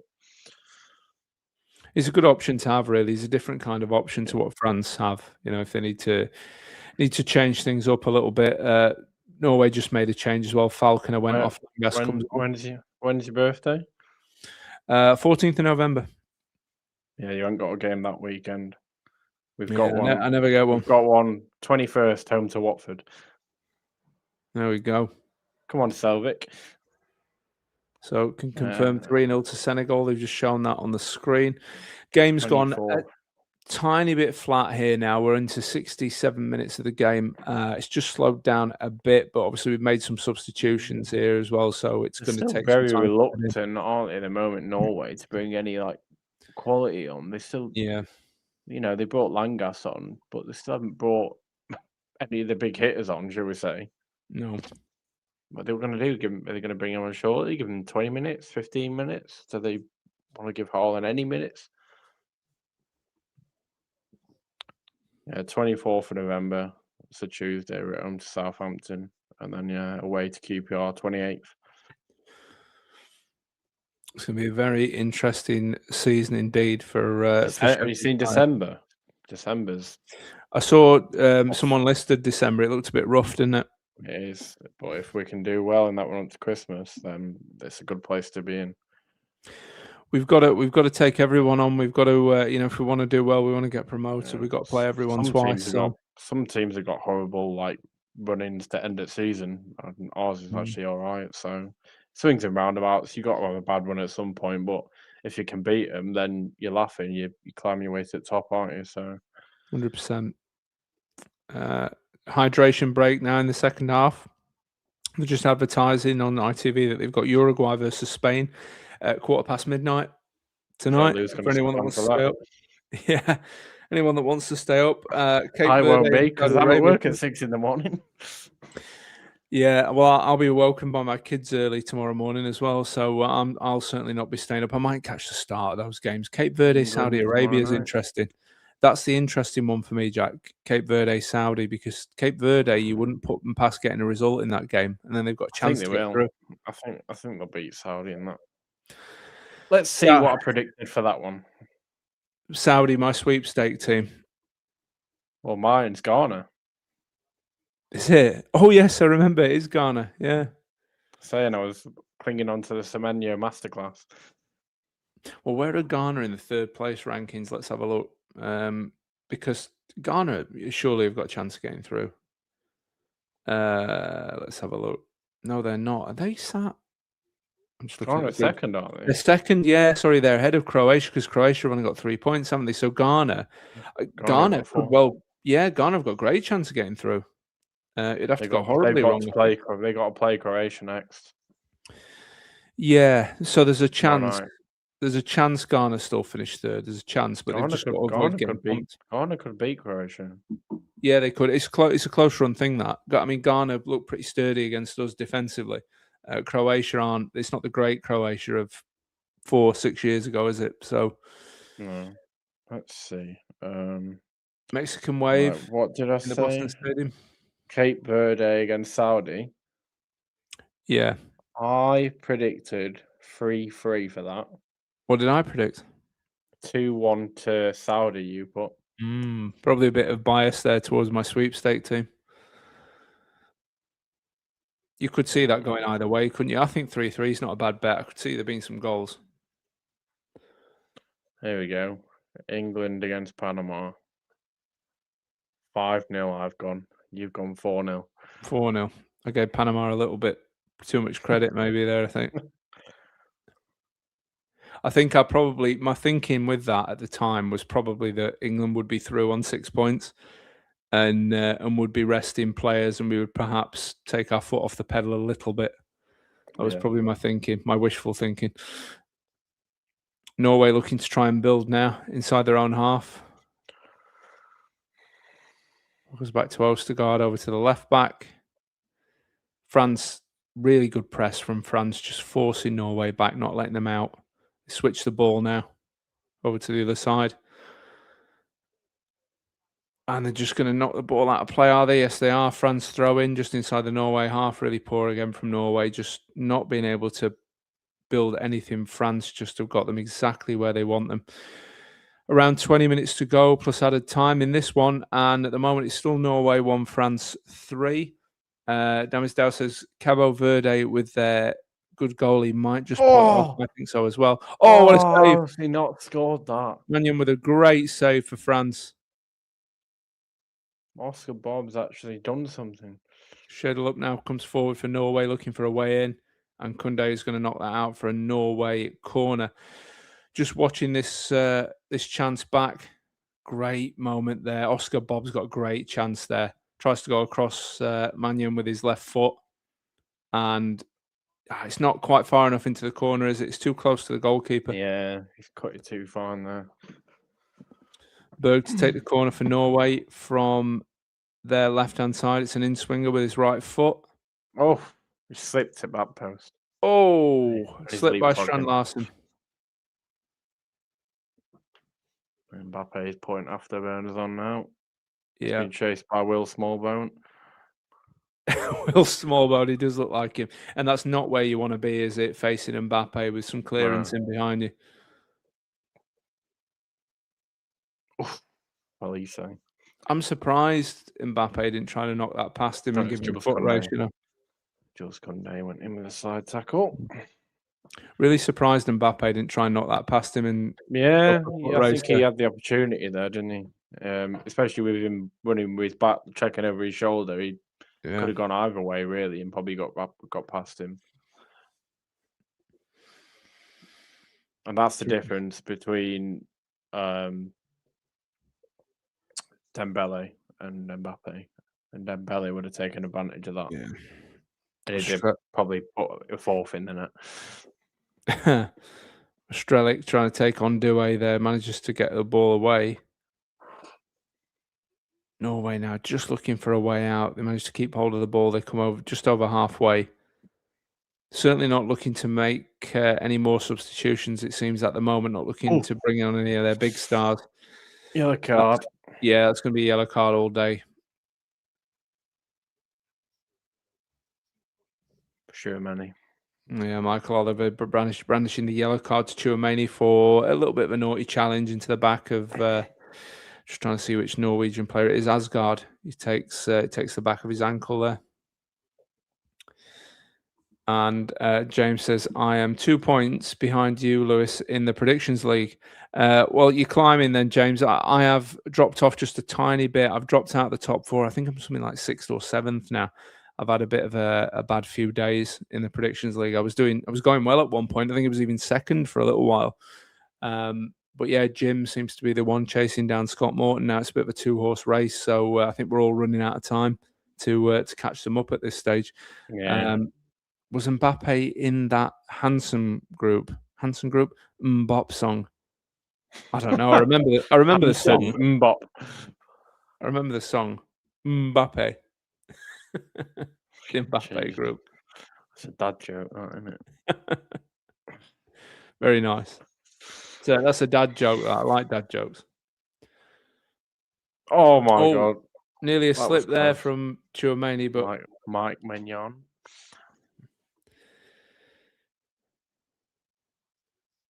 Yeah, he comes out well there.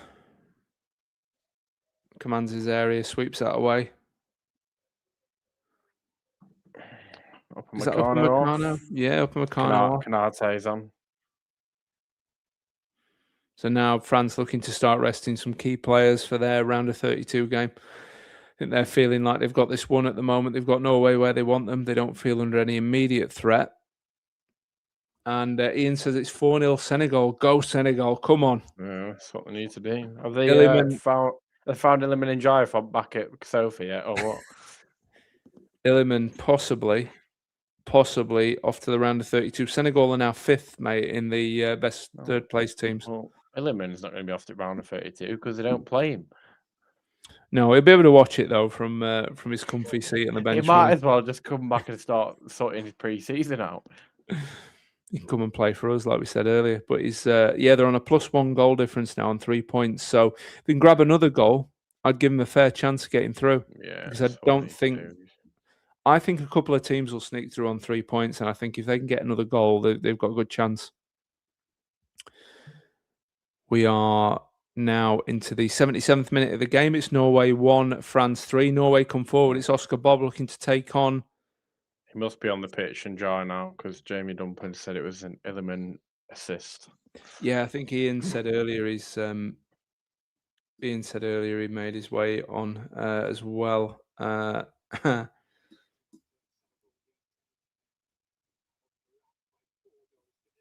think it's Torsby now with Norway. He lays it out to the right. Norway just looking to try and find a way into this, trying to step into France. I still can't believe they haven't got Haaland or Odegaard on the pitch or Sander Berge.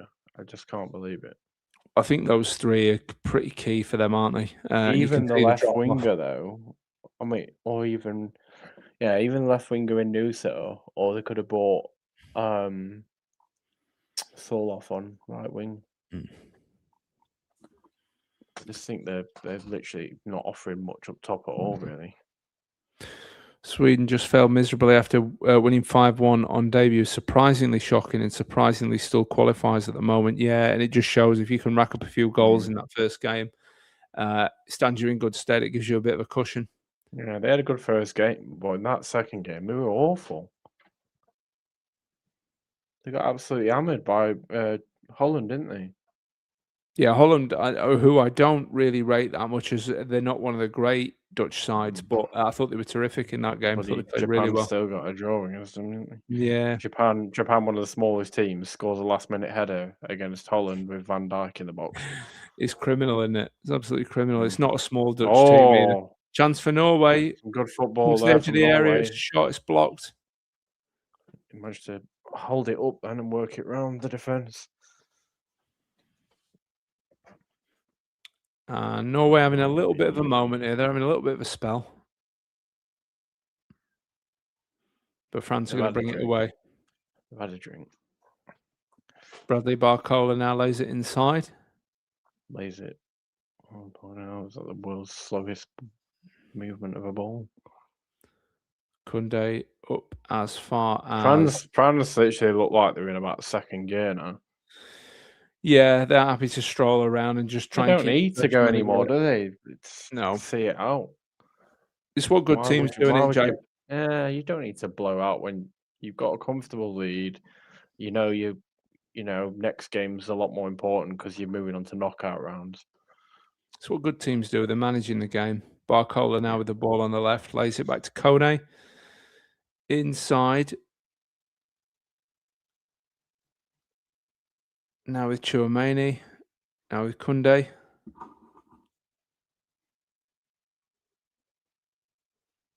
And they're just strolling around now, just keeping possession.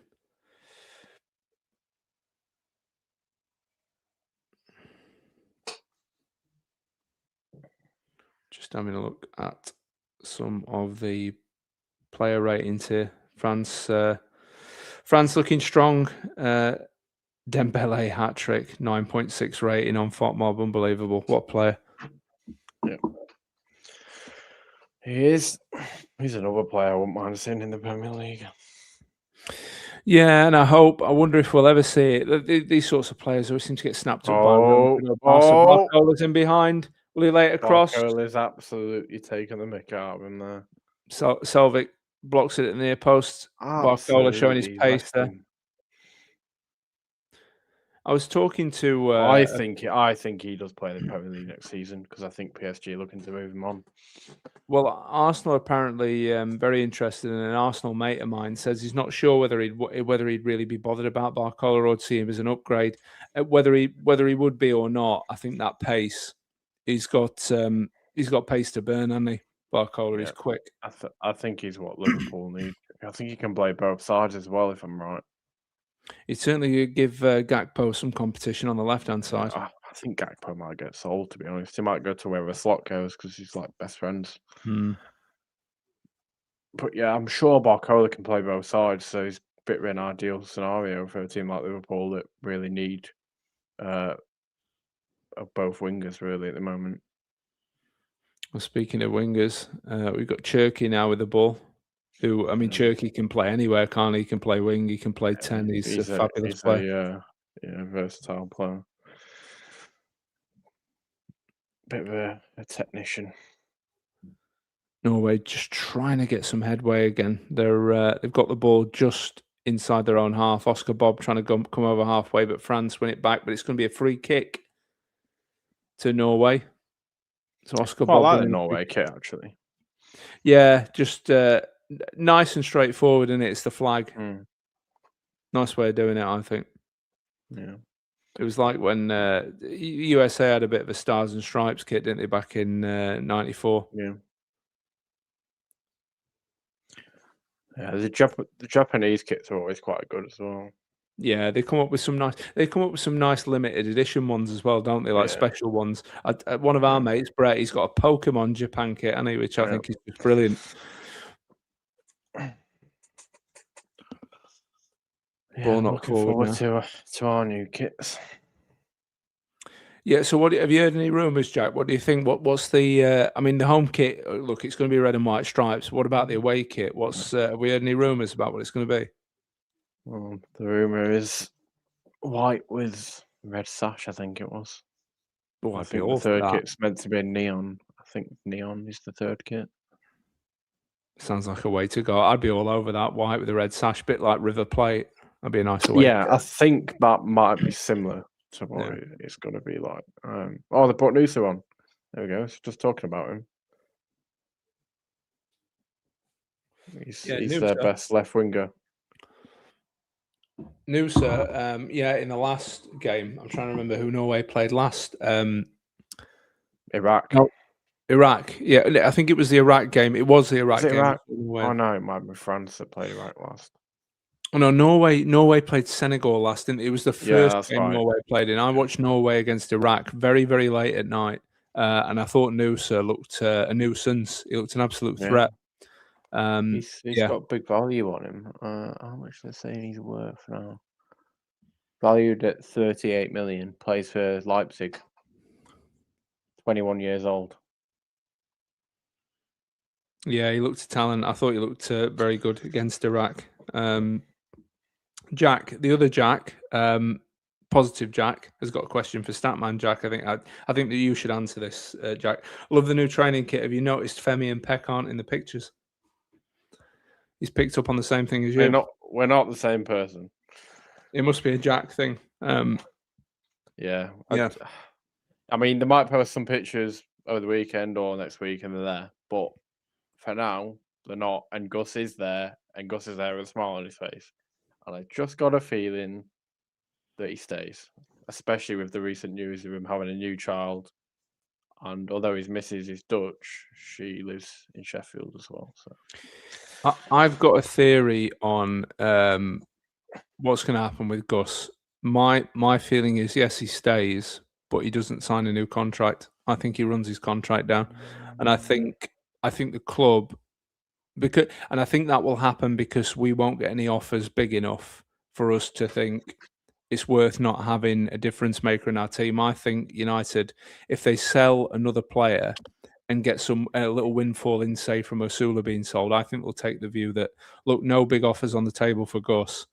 we may as well keep him for a season. It's like having a loan player, a difference maker Yeah, on but loan. he's in the Premier only League. 29 though. Surely you wouldn't want to lose him on a 3 at 30.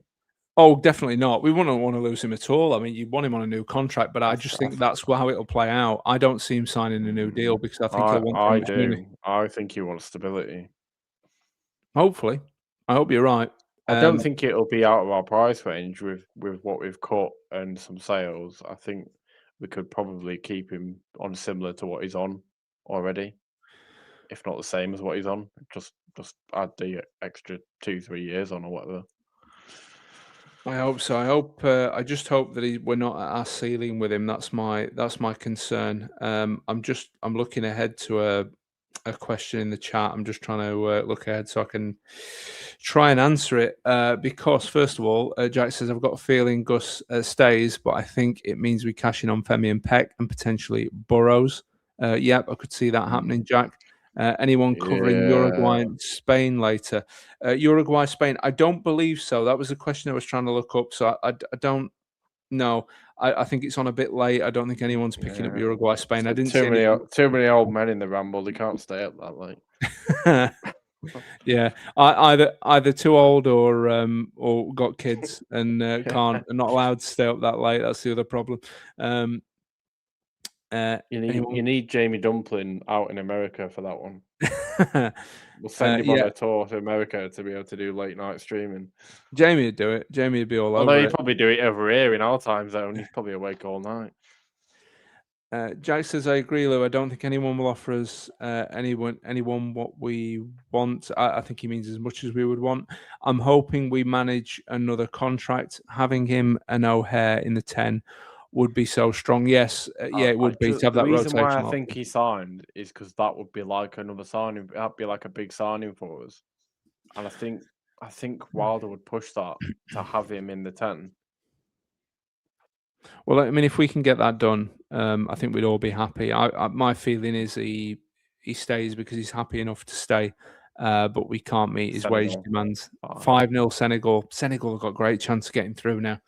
They've really racked up. They've done what we said they needed to do. They've put a cricket score up. So yeah, it's real chance. We need to be doing to Panama. Absolutely. That must put Senegal on, if I'm not mistaken, +2 goal difference now. Yeah. So, gives them a great chance of progressing to the round of 32, but they'll have to wait and see. Illiman on the score sheet, he got the 5th one, Jack. Absolute rocket, apparently. So, Illiman and Dyer with World Cup goal. Maybe manager will wake up and blame it knockout round then, eh? He needs to, because he's a spark, and all the blades watching this and us as well. We're all thrilled for Illiman and Dyer getting himself a World Cup goal. Deserves to play on that stage and should be starting on that stage as well. So well done, Illy. Well done. Jack says Senegal, one more goal for a tennis set. Scores 6-0 the bagel. No, not following that. Jack, any idea? For a bagel. Bit late for a bagel. Oh, a tennis set, 6-0. I get that bit. Okay.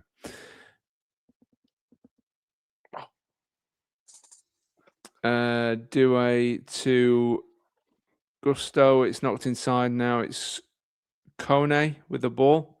France just inside the Norway half. We're in the 89th minute of this game. It is coming to a close. Norway are really just now camped in, trying not to take any more damage. I think France are going to see this out. Douay now with the ball from the right-hand side, cuts inside back to Kone. And France just looking to keep possession now. They're in no rush, nor do they need to be at this stage.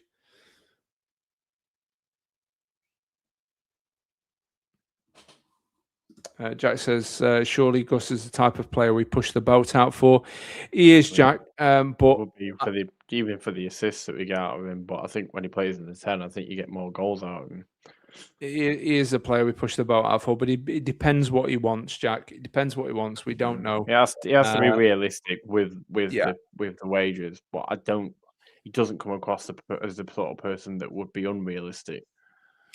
No, but it all depends on what kind of interest there is as well. If there are one or two clubs interested that perhaps aren't offering us a big enough transfer fee to make it attractive enough to sell, but Gus and his agent know how much they're offering in terms of wages.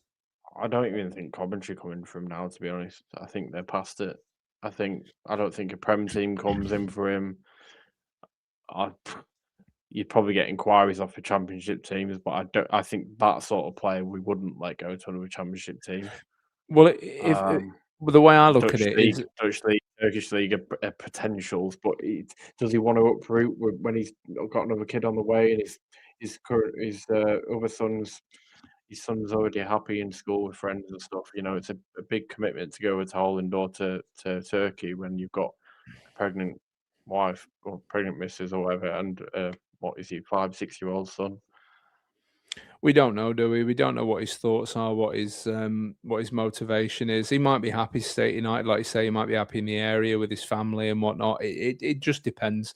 If he's getting any interest from Holland or from a Fenerbahce or someone like that, and they're putting a lot of money on the table or offering a lot of money in terms of wages, he might then be making demands of United to match that. We just don't know. We don't know. And it might be then that United don't want to sell him either. That he's got to consider, but, ultimately it's going to come down to what he wants his personal life to look like. Because it's not just affecting him, is it? He's got a family to think about. So if he doesn't want to route them to another country, then that limits the move already. Well, it's like you say as well, he's 29. So at this point in time, he's got a big decision to make, because he could take whatever United are offering, or there might be a club out there that wants to give him one last big contract, because in a year or two's time, he's going to be at an age where he's not going to be able to get that. So he's at a funny stage of his career as well. There's a lot of things, a lot of variables there. We'll see how it plays out, mate. It might be that someone comes for him late in the window as well. He might not be top of their shopping list. He might be on it, but he might be further down it. That would be my worry with him. My only worry would be someone coming in like at the end of the window for him. Yeah. Which, we don't want to be in a situation where we can't then replace him. So if we do get an inkling that he's going, it needs to be done earlier so we can get in who we want to replace him with, or do that before he goes. Exactly. It's an absolute game. Ian says Illiman assist on the 4th. Illiman on my mind, says James. Let me correct myself, says Positive Jack. If the deal is right for us, wages-wise, surely we'd do it, because he'd be like another signing, in my opinion. But all depends what he wants and what offers we get. 10 million, he's probably off. I don't think it'd take 10 million, Jack. I think it'd be less than that. It'd be out for 7 or 8. Yeah, I agree. I think if someone comes in with 6, United go, not sure. It's one thing us accepting the bid, but if he doesn't want the move, then he's staying. So yeah, exactly. There's that as well, because I think where he goes is big for Gus as well. It's important. I think if a club comes in and offers him Champions League football and a better salary, he's got a tough decision to make then. Tough decision. All depends on, who's interested, if any. Barcola with a cross. You 4-1. Just caught that to take the 10 points off me, didn't you? That's cruel, Jack, because, you were on for the 3-1, weren't you? That is cruel. Oh, my days. Jack will be cursing Norway tonight. I've gone from 10 to 4, 2 minutes from the end of the game. Well, Doué's got the France 4th goal. It's a good header, lovely little cross from Barcola, cutting in on his right foot. And there we have it. France win the group emphatically, beating the second place team in the group, Norway, 4-1. They shouldn't be letting players like that win a header in the box. Norway are a big team. They shouldn't be letting that happen. This French side are definitely. They've literally thrown this game, Norway. They've just thrown it from the start. Definite contenders, Jack, this French team. They're a real threat. And I do think Norway could have done a lot better if they'd have just played the actual lineup.